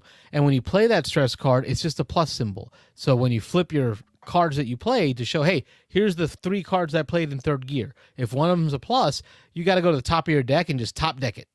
You're top decking that turn. So it could be a 1, 2, 3, or 4 of speed that you flop on that card, and that's where you push your luck. Because if ever you exceed the speed of a corner, you have to pay the heat that you exceeded the speed limit of that corner. If the total of my 3 cards plays equals 10, but the speed of that corner was 7, I now have to pay 3 heat from my heat deck into my discard pile. Or if I ran out of heat and I cannot pay the cost, my car spins out, goes back to where it started before it reached that corner, and I got to try again next round. So that's that Rallyman GT spin out feel that you get that Thunder Alley doesn't have. So that was a long, quick description. I think I went Rob on this one. Almost giving us the beans there. Yeah. All right. And I got to ask you, so before we jump in, all these other guys hit you with stuff. So the same designer, if I recall, as Flamme Rouge. The one play of this I felt it was really similar, and I actually kind of liked Flamme Rouge a little better. I played a lot more Flamme Rouge. What'd you think? Different feel. Okay, so Nerdy Weds, William corrected me. I did meet him. It was Escape WinterCon first year. Ah, okay. I swear I knew he had this jersey on this time that reminded me of like it. If somebody wears their game jersey and you see him again with their game jersey, it just kind of connects. In greens. Yeah. Yes, that's where I've seen him before. All right, so Thunder Alley. Flamme Rouge? Flamme Rouge plays on almost like a dwindling feeling. Like as you're you're running out of cards to play that are good cards to play, right? Okay. Yeah. So it is in theme, it is in kind with riding bicycles. Flamme Rouge is a bicycle racing game. You're gonna run out of energy. Thunder Alley. Heat pedal to the metal. I keep thinking Thunder Alley. Thunder Alley's a good one. Heat pedal to the metal is a management game, an engine management game, which to me, I watch a lot of endurance races, a lot of F1 races. It's all about managing the engine. You're going too fast, you're going too hot, you better cool it down. Your tires are heating up, they're starting to show wear and degrade. You need to find some air to cool them down. So it's this balance of knowing when to push that car to its limit, heat it up, burn it out, but then find a place to cool it back down so that when you get closer to the end of the race, you're in a position to just burn it to the ground as you cross the finish line. Right? Unlike Flamme Rouge, when you play your movement cards, you get to keep those, but you're really just trying to keep your deck thin by not having a bunch of heat in there. Yeah. And that ebb and flow, the cards that are coming in and out are the heat and the wear and those kind of things. Whereas in Flamme Rouge, you play that 8 movement's gone. Yeah, and you got the exhaustion cards that fill up, so yeah, it's going to multiply faster because you're getting more of those exhaustion cards, which, if I recall, don't go away in Flamme Rouge, and then you're getting less of your useful cards because they get discarded as you use them. So yeah, interesting. In Peloton, in Flamme Rouge, which has the Peloton expansion. Yeah, it has the Peloton. You're really managing when you use what, and then how to use your two riders to balance it out because the ruler. Yeah, the ruler and the sprinter. Yeah, but in Heat Pedal to the Metal, it really did feel like, okay, I'm going to burn it, cool it down in this sector so that I can burn it when I cross the finish line again. Okay. You're more managing an engine, and it hit off really well. Which kind of takes me to... making the list, the top... I was going to say, is it making you bored? No. And not because it's not good, but because I played the basic. I was going to hit on that, yeah. One lap with the starting 3 upgrades that you get. But when you're ready to play, you play with the advanced rules, which is the full 2 laps, and then you do a draft for garage parts. You're going to put out parts like turbos, all-wheel drive, tires, aero. I mean, and what's cool, and it's a little wonky, but what's cool is it takes you through, this is F1 set in the 60s, right? But it takes you through all the upgrades through today. Like you see Pirelli F1 tire as one of the options as an upgrade. So like they didn't care about all right, here's a better 1960s theme tire. Be damned. Yeah, theme be damned. Right? I love it. Like I could get like a Aero Wing. It could look like something out of Fast and Furious on my 1960s F1 car. There you go. But you're drafting up to 3 parts that you're going to put on your car that you're going to get to race with that modify and add actions that you can take on your turn. I talked about cooldown being an action. Another action is boost, which allows you to flop another card on top. You're going to risk it. You don't know what you're getting, but you're going to flop it to see how much speed you get. They add new actions, including abilities to improve your slipstreaming. So if you end up behind another car or adjacent to it, you can move 2 bonus spaces as part of a slipstream. So you can get bonuses for doing that. So they add on all these parts, but then they add on Legends, which is AI. So they have an actually very nice AI system, super simplistic. So because when I play Rallyman, I really like it, but man, seeing that few cars on the track when you're playing 3 or 4 players, it's kind of boring. Here you add AI to fill up the track with other cars, get in the way, that kind of stuff, and it's a very simplistic system that makes it real easy. And then finally is the season. That's where it really shines. The season has I think it's about a 4 to 6 race setup, depending on which championship season you play. I think it's like 65, 66, 67, different years that you can play through. But there's press. And if you impress the press at a corner by doing something cool at a corner, you can get sponsorships. Sponsorships give you more parts that you can put on your car, right? Then there's the ability to retain one of those upgrades that you drafted for at the beginning of that race into the next race. So each race, you're adding more and more of your parts to your car, kind of customizing asymmetric your car compared to others. So you kind of decide how you want to get your car moving. Do you want it to be something that's real luck based? I'm just going to be flopping cards all day, right? Just to try to move that car, or more consistent speed, like an all-wheel drive systems. That's where you're going to focus to get those consistent numbers added to it. Yeah, see, this seems a lot more. This sounds a lot more involved than I thought it was originally. Yeah, me too. Yeah. I'd said for the last year that there's something to this that I missed, obviously, in my one play. But again, I played the base game just like Carlos did. Just did 1 lap, just used the basic cards. We didn't get into all these upgrades and everything. And so the amount of people who like this game, I'm guessing, at least for the gamer people, it must come in doing the extra stuff. And so we need to try it with the extra stuff to see where it goes. But yeah, the base game is simple enough. It's pretty family weight, I would say. I mean, there's a little bit of strategy, taking the corners and stuff, takes a little bit of know-how. I think our first play, my first play of it was all 4 of us were brand new. None of us had played it. So it was our first shot, I believe. or maybe Diego might had played it once. But in any case, we were all kind of learning, and it felt like the first couple corners we were a little out of control. We were spinning off the track and stuff, and then as we got through the game, we kind of started figuring out how to do it. So, this is going to be better with more plays. But I'm glad, I guess somewhat validates me that I've been talking for the last year that I didn't understand where all the hype on this was, because I didn't love it. I thought it was good, but I didn't love it. And this game is flying up the charts. And so everybody who plays it seems to love it. So maybe some more plays will do it. I think part of it is also the Days of Wonder. You know, they have this history of big games, right? Although I was just looking at their list, they haven't come out with a huge hit in a number of years. It's been a while. Yeah. I sorted by year, and it's like, well, I went all the way back to like 2017 before I was like, Small World. So yeah, really Small World, Ticket to Ride, but like talk about what's the like, Gens, the game with the Gens. Five Tribes. 5 Tribes. There you go. Yeah. But they had a ton of games back, Memoir 44, Battle Lore. But they really haven't had Deep Blue and Corinth were 2019 releases. I don't know if they ever, but Five Tribes, Fifth to Dragonstones. I mean, they definitely have some. Yamatai was kind of some people really liked it, but yeah. Five Tribes. Heat. Let me line it up for you in the racing scheme of thing for race game lovers like me. I would say Formula D and like Downforce are in my bottom easiest games to play, family games. Jamaica. And I really Jamaica's a pirate. I'm keeping it automotive. Keeping it automotive. Oh, okay. All right. Going automotive. You're getting real auto narrow racing segment here, but okay. Auto racing. Auto racing. Okay. So Formula D and like Downforce were my like family-like games. Yeah, but now Formula D has the advanced mode too, where you can control the tires and wear and stuff.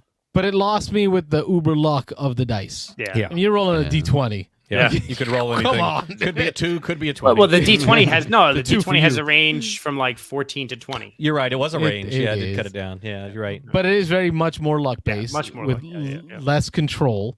I mean, if you played the street racing, you got shot at in certain sectors. Yeah, that's true. Well, you didn't have to play that mode, but yeah. The Fast and Furious. Apocalypse Road, was that what it was? Yeah. Out of the two of us, which one of us is Dom Toretto? Oh.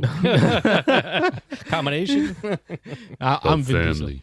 It's family. Downforce and Formula D, and then at the bottom, Downforce lost it for me because it kind of has that built-in like just bid on the fastest car and you win. See, that's why I don't really think that's really not a racing game. It's more of a betting game, in my opinion. Yeah. Yep. So it lost me, but then from there. Heat fits right smack in the middle of those. Okay. Because then it gets into Rallyman GT and Thunder Alley above it. Better not blaspheme on Thunder Alley, but yeah. All right, go ahead. And the part that I struggle with is which one. This is a good conversation. I'm gonna make this a Beans and Dice bite separate video. Separate it out. Auto racing games. But where would you put when it comes to complexity, Rallyman GT and Thunder Alley? Because I feel like they have similar complexities in my mind, but different ways of doing it. Oh, yeah. What do y'all think? I think that the Rallyman is a little simpler because once you understand the dice and you know that you're placing the dice and you got to roll them. And I think that is most gamers will pick up on that faster than the complexity of the negotiation, the group movement, the pack movement that you get with the Thunder Road or Thunder Alley. Yeah. Thunder Alley. Isn't it good? You also have automobiles too, right? Cars has never played automobiles. Oh, I want to. It's good. I never, because it came in that set, that planes, trains, and automobiles. I believe it was a 3-game set. Is good. And like the covers, everything said Euro. I thought it was about building cars. It's full of cubes. It's got so many cubes in it. Cube builder, yeah. And then Rob told me about it's good. the luck mechanism in there with regards to drawing cubes from a bag to dictate your movement. And I'm in like that. If we can find a copy somewhere, I'm in to play some automobiles. You cash your extra cubes in for dollars if you can't use them around, and then you use those dollars to buy upgrades to your car, and it's cool. Put the brown cubes in for wear, right? Is it brown? Yep. Brown cube. Yeah. Why's it gotta be brown? Brown or black? Yeah. But yeah. Anyway. But yeah, I like automobiles. Actually, we got a game we're waiting for. I think a 4th player on BGA right now to fill it up, so we can get a game going. If one of y'all wants to jump in on that. Those are my first impressions of Heat and kind of where it lines up with my other racing games that I've played. I'm not ready to give it the beans yet. I want to get a game with Wayne and Rob with the advanced. Let's draft. Let's do the big thing. Yeah. Yep. And then let's see if it makes it to the board for the top 20. The big board. I also want to get you guys. You haven't played Snowtails yet, right? I have not. No. I want to try that. It's a good one. It's fun. It's light. It's like a little less than Flamme Rouge even probably, but it's not about fun. that dog power. I'm about that horsepower. Yeah. More power, baby. Come More power. on. Racing games. Yeah. Ready, set, Anyway. bet. Ready, set, bet? Horsepower. Horsepower. I wanted to go through. Wow, it's 10:30. Anybody updating their boards before I move on? Because that always takes a little bit of time. Anybody? I updating wait to boards? the end of the month, and actually, this is a slow month, man. I got one game in so far this month. Because we got the Golden Geek winners in. Yeah. And that's something that I kind of want to at least run down the list. Yeah, absolutely. Mike, any updates to your board? I'm looking Are at you what I ready to played present? because it's the last time I played was April 29th. I didn't play any games this past week. Yeah. Um, Slow week. but from those games, I played Raw, Diemocker, Age of Steam again, and then I got like the beginning of Isofarian Garden, which I really enjoyed that. And again, I barely got through the first part of Chapter 1. I'm going to reset it because my son's in town, and we're going to play because it's a 1 or 2 player game. I think if I were going to put any game on my list, which I'm not ready to at this point, it would probably be Raw, because that was my first time playing that game. Yeah. And it was like the full blown, you know, like all upgraded parts, and the new one that they just released or whatever. Those big wooden tiles and everything. Yeah, the big wooden tiles. If the tactile was high up on the list there for that. Production value was pretty high. You got to play a And- Democker in though. Yeah, that Which was. version is that? Is it all German or is it English language version?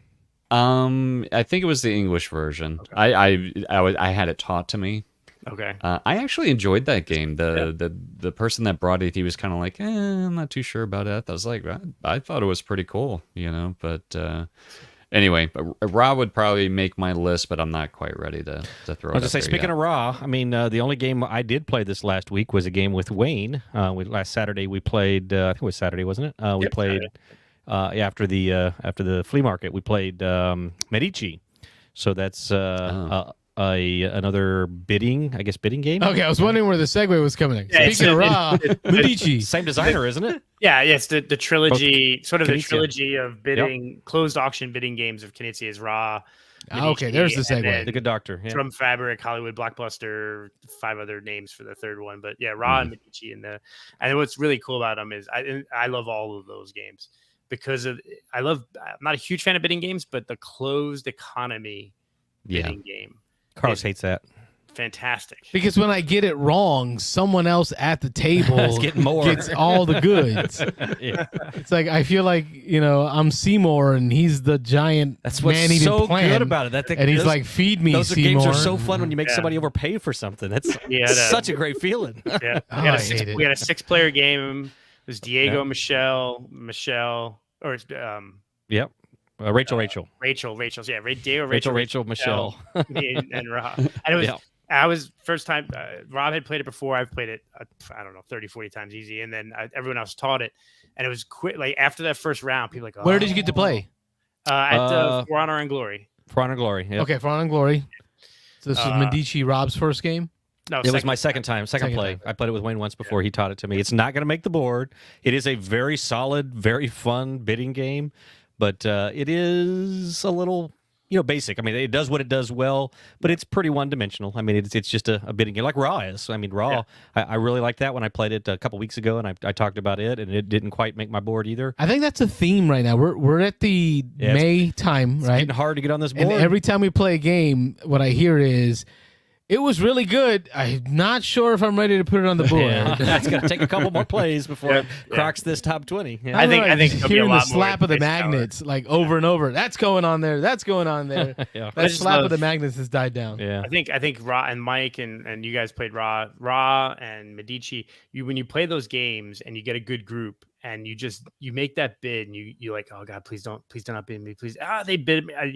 That once around bid, you get one shot at getting it right. is crazy. And like, I had to sit in order right before Wayne, so he was right after me. And the guy who's played the game 30 times, and I played it twice. So every time I bid 11, he'd go, "Oh, perfect. That's what I was hoping you were bidding. I'm going 12. That's mine." I was like, "Oh, great." I just fed Wayne again. Yeah, the whole game, Rachel is egging people on to yeah, she really needs that one. You better bid that up, Wayne. You better bid it up so she doesn't. The whole game. And which Rachel? Rachel Lee or Rachel Ordenzi? Yeah, Rachel Lee. Yeah. And then the one time that she tried to up the bid because I needed it, I was like, "No, you can have it." She's like, "No!" She got pissed. She's like, "I did not want that." That was funny.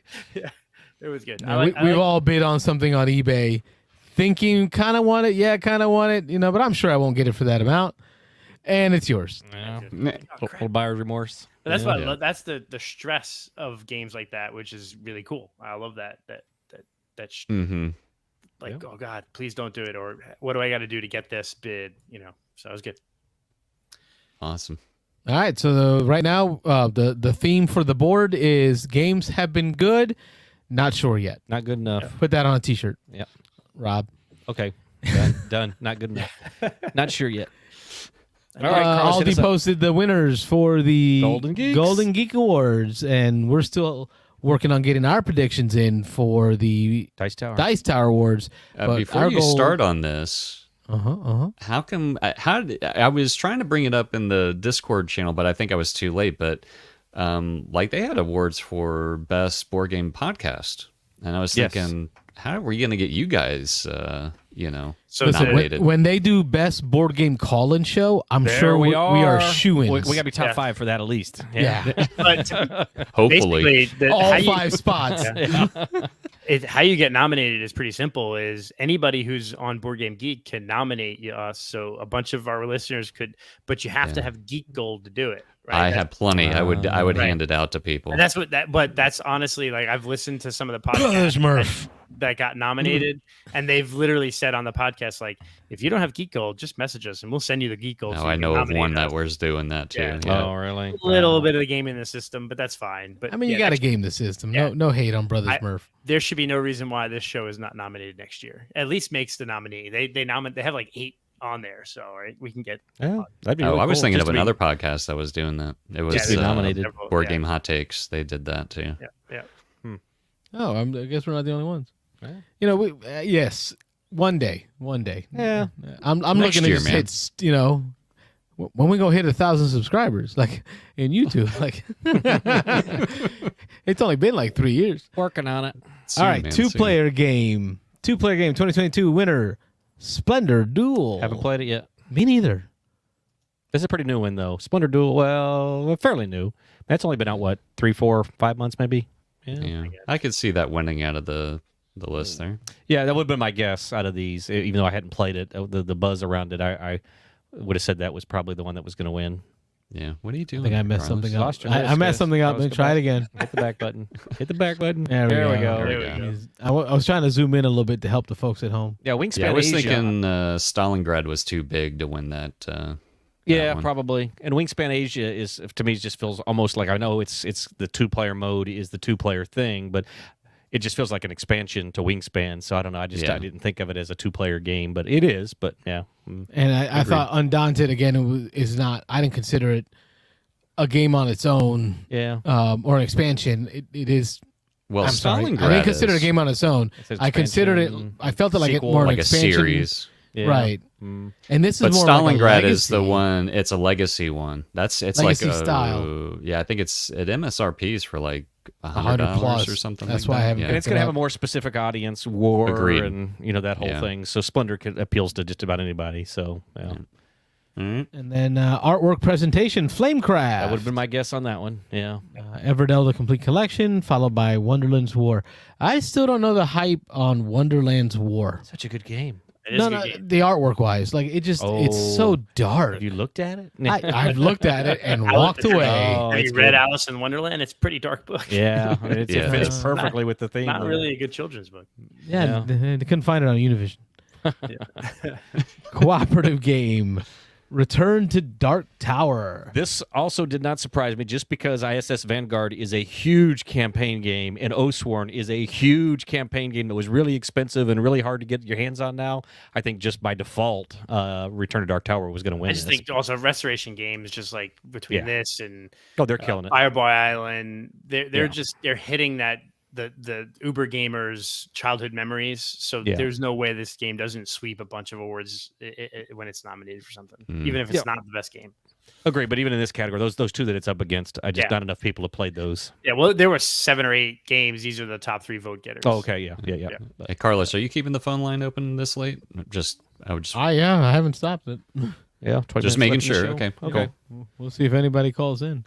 Tell me I'm wrong. Expansion. Oh, Rob's happy about this. Speaking of Dune X, that would have been my guess here also. But they get a runner-up. Yeah, that's good stuff. You take 2 out of the top 3, not so bad. Yeah. Wingspan Asia is runner-up, followed by Dune Imperium Immortality. Rise of Ix was the first one. Yeah. Which introduced the Tom Vassell described it as I glued it to my baseboard. Yeah, it's a little extra board you put on top, and then the whatever, I forget what they call the other ships now. They're 2 power instead of 1 power in battle. And that supposedly made the difference for everybody. Real quick, going back to it was that thematic game. So there was like 14 games nominated in there. Aeon's Trespass, Blood on the We haven't looked at thematic yet. Which one? Right, which one was Cooperative? Sorry, Cooperative. Oh yeah, my bad. I was looking at the wrong one. Blood on the Clock Tower? Sorry, no, Cooperative. Aeon's That was Trespass, thematic. Burn Cycle, Cora Quest, Decorum, Frostpunk, ISS Vanguard, Keep the Heroes Out, Kites, Lands of Galzier, Mists over Carcassonne, Oathsworn, Paint the Roses, Return to Dark Tower, Star Wars Clone Wars, Vagrant Storm, and Draftmatic, the board game, or Drophmatic, the board game. So Man, that's a lot of games. all. Okay. Yeah, the way they do it is they get like 12 games per category, and then everyone votes on that. They get nominated, and then they vote down to the top 3. Top 3. Okay. So that's like each of these categories has like 12 games behind A lot it. more that we're not seeing here. Okay. Yeah. No, I read through the original list, and it was long. It was a spreadsheet. It posted dwarfs what Dice Tower put together. Oh yeah. For better or for worse. I mean, with that many, it becomes really hard to decide. And that's what worries me when you see that many nominees. It reminds me of the Republican primaries back in 20. There was like 15 people on stage. Oh yeah. Right. It lets one person run away with it because all the votes are spread out. Wayne, you know what I'm talking about, right? Like if you distill it down to a couple candidates, right? The top 6 or something. That's what the primaries are for. All right, let's not talk politics, man. Keep going. but you get my point. Like if I understand what you're saying. Yeah. Dune Imperium could have won with 3 votes because maybe all the other votes got 1. You see what I'm saying? Probably not for the Imperium. Best expansion. It was the 2 Dunes, Everdell, Meadow, On Mars, Parks, Red Cathedral, Roll Camera, Route, Star Wars Outer Rim, Viticulture World, and Wingspan Asia. Okay. Interesting. Innovative, Cat in the Box. I'm not surprised by that. I am. I thought Touring Machine would be the one because Touring Machine is so different than everything else. Again, Touring Machine is more of an activity than a game, so maybe that hurt it. But I do like lack of availability. I think hurt it more. Yeah. And I haven't even had access to be able to buy the game just coming out now. Yeah, you don't want to, but yeah. No, did you play it? You haven't played it yet. I haven't played it. Oh, yeah. My son keeps asking me about it because he's doing all his college classes now, and he's learning about like Turing and Oppenheimer and all these, scientists because he's in engineering now, and he's like, and so he's like, that game, you want to try it? If you like programming, yes, no, on, off, then that's your game, I guess. But yeah, not. And I think that's what his world right now with his his classes are all about that. Did not do it for me. No, no, it hurts my brain. That's weird. I would have thought for you. Oh, no, just logic, no emotions. I love games like that. I don't think that way. I hear you with Project L, so it kind of makes me think you want to stick to the abstract logic. But Cat in the Box is a good game. Have you played Cat in the Box yet, I have Collins? not. You have not. Trick taking with like a ever-changing Trump suit. You choose what suit you're actually playing on. Yeah, the Trump there is are always no red. suits technically. Suit's always red, or the Trump's always red. But So that doesn't change, but you choose, as you play a card, you decide what suit it is. So, But living in a house with people who love cats, I love the idea of not knowing if the cat is dead in the box. put in the box, dead Right. cats It could are be always dead or good. alive. Yeah, Like- dead cats are good. Yeah. I Anyway. kid. I love our cats. Oh, I don't. They live long lives in my house. Very long, 17-year lives in my house. Yeah. Next category. But look at that runner up. Heat, pedal to the metal. Innovative though. Yeah, that's kind of threw me off there with Heat. I don't agree. Now we can just end the segment. This all stinks. It's all crap. over. It's crap. Light Game of the year in the light category. Cat in the Box. Once again, Splinter Duel. I'm a little surprised. And the game that I picked didn't even make it. I had Ready Set Bet as. I was gonna say, where's Ready Set Bet in this? Seriously. It was Trekking Through History, Splendor Duel, Sea Salt and Pepper, Rear Window, Ready Set Bet, Next Station London, Mindbug, Long Shot, Foundations of Rome, that Dwarf-Romatic, the board. I have no idea what that game is. You see what I'm That's a saying? good video Too game. many, Cat in the too Box many was games. fabulous. Split the vote. It split the vote. Like there's no way that Long Shot beat Ready Set Bet. No way. I played both. You got to have the right group. Maybe that was a determining factor. And you know what? I had two people ask me, weirdly enough, at the flea market, ask me, is Ready, Set, Bet a game you can play with just 2 or 3 people? And I was like, well, you can, It's but you not want fun like 4 that. or 5 or 6 probably. And You so, want to play near max with that game. Yeah, so that hurts that it. is true. That hurts it.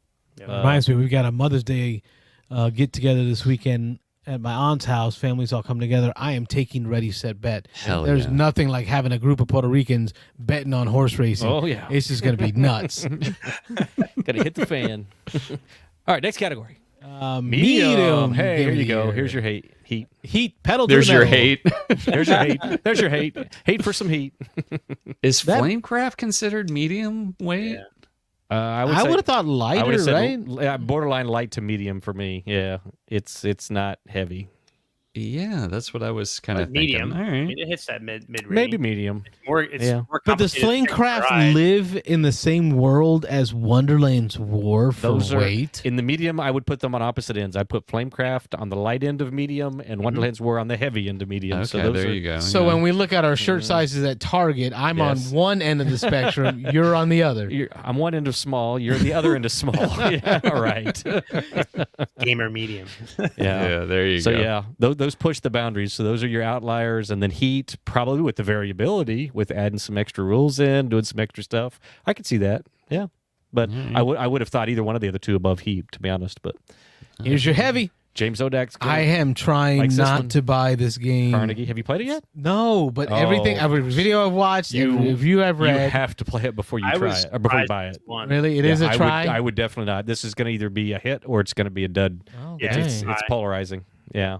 But Try it I'm before you buy it. surprised that this one with, I mean, so you like it, Woodcraft, Weather Machine, Wayfarers of South Tigris, Toledo, Revive, Marrakesh, John Company, Great Western Trail, Argentina, Endless Winter, Dead Reckoning, Carnegie, and Aeon's Trespass. I'm surprised Carnegie won. I would have picked I'm, Carnegie.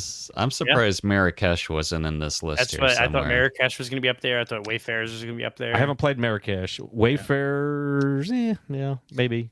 But Carnegie, Endless Winter? No. no. no. And No. Carnegie's been out for a while, so it's had a more exposure than some of those other games. And it's got the BGA implementation. So that's my Yeah. How did that make heavy game of the year? Like, I'm looking behind me. Some of those Maybe people didn't mini-filled- understand because when the box came in, it had a lot of stuff. Mhm. They just didn't Yes. understand. Yeah, You think you don't alright. think Endless Winter's a heavy game? Is that what you're saying? It weighs heavy. I would probably put it at the higher end of medium, me personally. I would say close to Wonderland's War, really. But yeah, but I'm just surprised. I mean, I don't know. A lot of people like that game. I'm kind of like Rob with Heat. I just don't see it. Like I don't. I didn't with the Endless Winter either. I think Wayne, you didn't love it. You liked it because you won, but I didn't just win. I crushed. oh, you crushed. Yeah, bring that up. Yeah. No, it was a But good game. I was just overproduced. Like I Yeah. think the one thing that upset me with it was you could literally ignore one entire portion of the game and Yeah. you could still win. I Yep, did. that's what Wayne did. I ignored the entire board where you're moving out and building your Area little control. houses. I didn't even do one thing in the whole game. It moves the whole time. Yeah. And maybe I got to play with some of the modules, but it just it's a tough one to get to the table again for me. So don't get me wrong. I like Carnegie, Carlos. I wasn't telling you that Carnegie's bad, but I would say buy. It is a game I would 100% recommend that anybody that thinks they might like it play it once before you buy it because it's different. I'm gonna have to find somebody that has it. Yeah. And Jim has it. Odak does? Yeah. Okay. All right, Jim, just lock in your next 4 Thursdays. You're going to be at my house teaching me games I want to play. All kinds of stuff. I think this looks like a Dice Tower East game for you, Yeah. Carlos. Oh, yeah. Yeah. Yep. Okay. We tried. It was booked out when we were out there last time. It It's was booked popular. out every time. It's popular with the It heavier was, gamers. Was it Retreat? Was it... I can't remember if it was Retreat or Because we can Dice get Jim to Tower. bring it- We can get Probably Jim Retreat. to bring it with us. Yeah. Oh, there you go. Yeah. There we go. There's Ready, Set, Bet. This was for Mike Lorenzo. Party game. Party game. Ready, set, bet. Followed by long shot. Followed by runner-up. Blood on the clock tower. I agree with this. Mm-hmm. Yeah, I agree.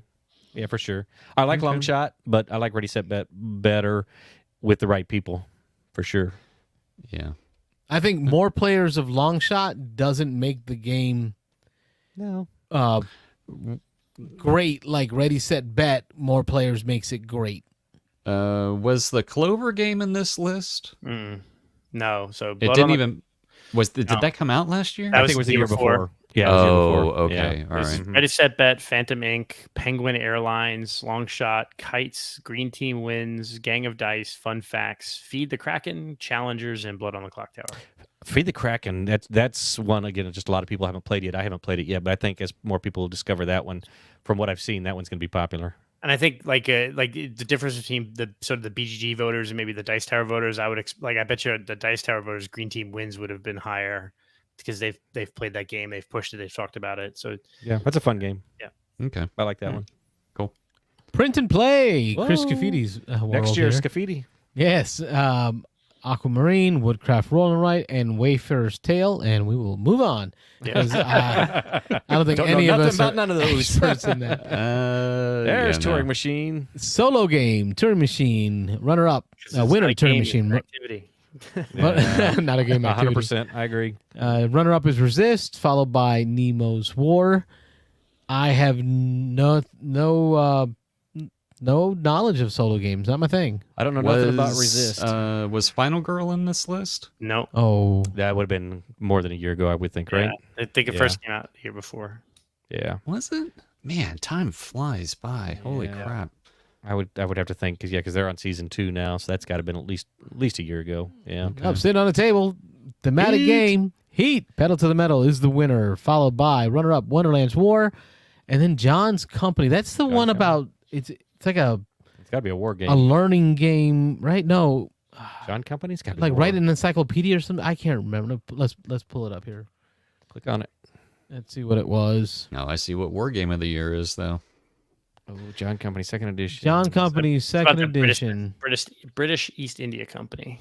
Okay. Oh, okay. It's about trading goods. Not a war game. Trading in the Mediterranean. No. Trading in South Africa, it looks like. Yeah. Anyway. Trading around the world. Okay. That was highly thematic, it says. Yeah. There was a Sure. yeah. Anyway, historical. I think fact, it has there to do with the production of Heat to call it thematic.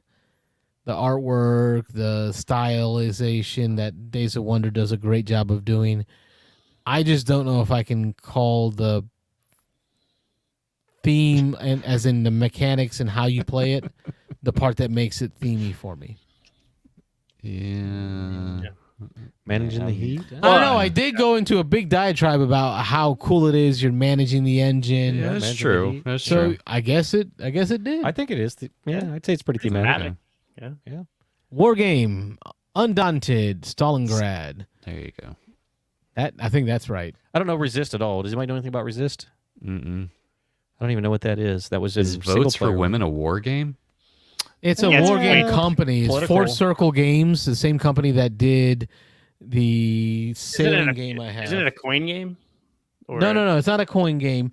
No. It's more like it's almost like Twilight Struggle in a more like sense, Try to Struggle, yeah. where you're playing cards that can benefit you or your opponents. You're Opponent. drawing cards that could benefit your opponent as well. So it's all about learning when to play your cards to get the most benefit out of it, while also when to play, Mike's card so that he doesn't get to reap the full benefits of that card. But is it really a war game? Well, as much as War game Cold company. War, I mean, like I say, Cold War for It's using the mechanisms used in war games. yeah. And taking it into this. Votes for Women is it uses the same mechanism. Political war. Yeah. You're trying to garner votes and not a war game. Okay, well, that's okay. Resist is getting a lot of good. But is I Root do a war recognize game? this cover now that I'm seeing it, so I have seen this around now. I'm trying to remember Resistance. Yes, 5. Root is a Pepper war games. game. Okay, yeah, it's a war game. 1936. Interesting. It's got almost an 8 rating. It's pretty high. Yeah. Okay. Moving on. Best podcast. Hey, This game is broken. That's what Matthew. What's his name? Matthew Jude. Is it Jude? Yeah. Brothers Murph, Matthew Jude, and Paula Denning. There you go. Yep. I don't know. One of them works for BGG. Just saying. They've been runners up a couple of years in a row. 2 years in a row. Yes, as they've runners up last 2 years, and then now they finally got it. So No hate for anyone. I tell you what, anyone though- that, Sorry, go ahead, Carlos.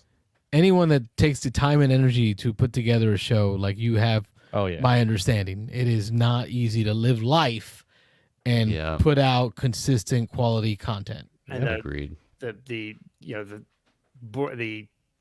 game show aspect of it and the improv and coming up with the topics and questions, and that's got to be a lot of work that they put into it.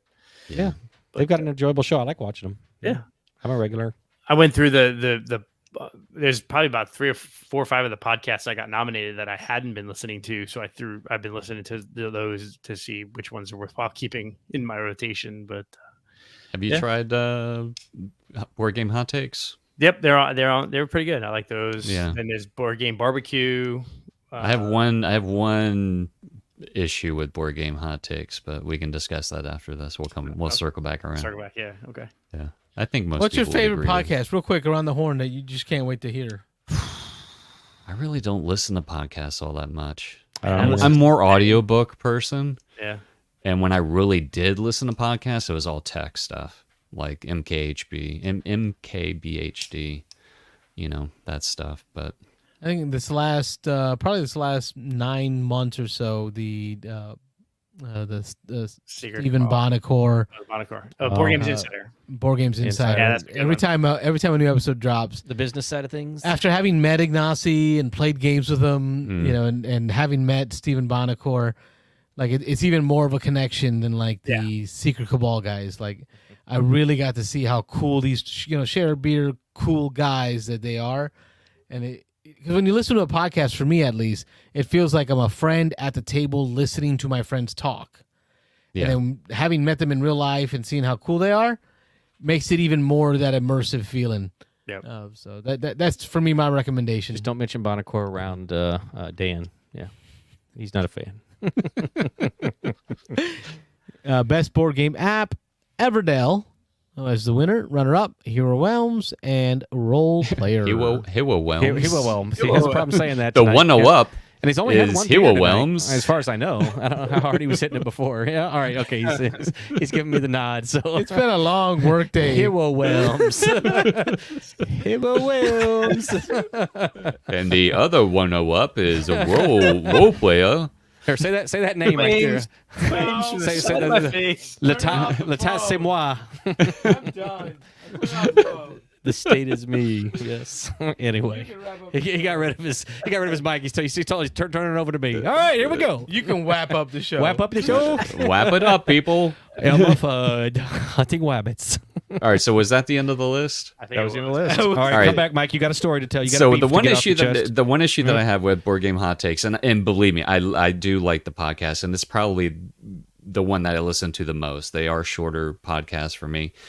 They will, and like their whole shtick is, for the most part, is they review a game minutes after they play it. And I understand, a lot of the games that they play, they have to either do through Board Game Arena or, they have to do it online because some of the guys I think are in different geographic areas. But they have Like they rate the game on different things, but then they rate it on aesthetics and production quality. Wow. And if you're playing digital, I'm sorry, you don't have a right to say that the aesthetics are good or bad, or the production quality is good or bad. That's to me, when you talk that's like a tactile. Yeah. You know, how does it feel in your hand? Are the pieces of good quality? Exactly. Yeah, that's the only one issue that I have with them. But again, I think it's a good podcast. And all the guys, I think they're, you know, probably around our age. And they seem like the kind of guys that you would just, you know, kind of like what Carlos enjoys, which I also do as well, is they just sound like the guys that you would sit around the table and just, you know, chew the fat with. You know, they sound like they're your friends at a table. But anyway, that's all I have to say. Yeah, they just got to change the way they describe it if they want to talk about it as BGA implementation review. Right. Yeah. Yeah, that's my feeling on it. Yes, yeah. Good chat. I got new Beans and Dice pins in preparation for its Dice Tower. Yeah. Nice. And these are about twice as big as the last one. Oh, Hell cool. yeah, man. So we're gonna Hold get on new to one ones for me. Will do. Well, you give me an address, I'll ship it out to you. Beans and Dice pins. So they're about twice as big as the last ones. And my hope is that anyone we play with at Dice Tower, Rob and myself, can share with the folks and provide them. I got a couple, but yeah, thanks. Yeah. These are bigger though, right? Yours is smaller. You gave me a handful of these the other day, so I already have these. But anyway, I was going to mention Carlos picked up a table at the flea market for Dice Tower. So anybody who's listening who doesn't know us, swing by. Our intent, if we're allowed to, we're still trying to figure that out. Or we're going to do it and ask for forgiveness later. Yeah, it's push some of our stuff. So we'll have T-shirts there, we'll have pens, maybe coasters, some stuff that Carlos is going to print out with the Beans and Dice logo on it. So if you want to come by and say hi, we will be there for the entirety of the flea market. I think Wayne said he would hang out. Dan said he was going to come hang out and run the table for a little while. So help support the show. Yeah, you know, we're gonna make up the. Go ahead. Go ahead, Wayne. I'd say the Nerdy Weds had this really cool card, you know, a little business card with their logo and the QR code to the links that would need to make up, and because then we could give it to the other people in the community and be like, hey, join the Discord. You know, there's a whole community here, and then so get the whole Tampa crew to hand out gift cards. Cards. Put it on a easy coaster we can give out, and like we did last year, we gave out a bunch of Beans and Dice coasters, but we throw a QR code on that. And then just kind of talk about the show while we're there. There's going to be a lot of walkthrough traffic there. Yeah. So my hope is just to get some impressions for people to see what we do at our call-in show, and maybe get a little support financially for all the money we spend to keep this thing running. Yeah. I'm not looking to make it a pay-to-watch thing, but just... Don't they have a list of things like that are... I know you're talking about like you're just going to ask for forgiveness, instead of permission, but... Isn't there a list of things that you're allowed to sell, or are they just assuming that you're only going to be selling board games? No, they always have vendors there too. So there's all kinds of vendors at the flea market selling custom stuff that they've made, laser etched, all kinds of stuff. And I'm sure those people are pushing their Etsy shop and stuff like that. Yeah, they got to be doing that, right? Yeah, so unless Tom, for some reason, just doesn't want people promoting other channels, that would be the only thing that competition-wise. But as long as he doesn't have a rule against that, I mean, I don't think he'll have a problem with us hawking some T-shirts and coasters and stuff. So. I didn't quite see anything so far in what I read when I bought the table with prohibiting. Right. Putting up a sign that says we do a show Thursday nights. Call us and tell us why Dice Tower was fun. You're gonna sell coasters for like the game coasters, right? Not yeah. So, I mean, you're selling a product, and then as an ancillary thing. Oh, and by the way, we have this show. Check it out. Yeah. Yeah. And as far as we know, we're friendly with the folks over there at Dice Tower. I mean, we know we've met them all. So you were friendly. Yeah, we were friendly until we piss them off. Yeah. I mean, Tom let you guys do the show live from the actual game room every year. Yeah, he's let us broadcast live. He always swings by and says hi. Jumps on the camera. Last year he didn't, did he? Did he last year? I can't remember. He had a couple years before, but. Seeming to think maybe he didn't last year. He had something going on. They had a dinner or something last year when we did. Yeah, that's what it was. That's what it was. Bonacourt was trying to rush back, but he didn't make it or whatever. But anyway. Screw that guy. Yeah, Bonacourt. Wow. Anyway. I like him. Yeah. That's it. That's 11 o'clock. We did it again. 2 hours of nonsense. Nonsense. Yeah, just... No plans coming in. Just ramble on. Yeah. All right, folks. We appreciate you sticking around all the way to the end. We thank you for... your support in the Discord, all those conversations, the chats that we have about what we talk about. Just kind of tells us we're not just throwing our voices into the internet with nothing back. We're building relationships there. Yeah. With people all over the country, like even a Chris Cafidi who hasn't seen us in over a year pops in out of nowhere to tell us about what he's working on. Yep. That's the stuff that keeps us motivated to do this each week. So to Mike and to Wayne, thank you so much for taking time out of your day with your family to join us. To Rob, screw you. Yeah, screw you. And and the horse you rode in on. I'm Carlos. I'm Rob. I'm Elmer Fudd. I'm There Wayne. you go. Nailed it. Thanks for watching. F Beans this. and Dice I'm Podcast. out. Bye, Don't forget to everybody. like and subscribe. Thanks for calling in. Whoa. Hunting wabbits. You guys are jerks. All of you. Yep.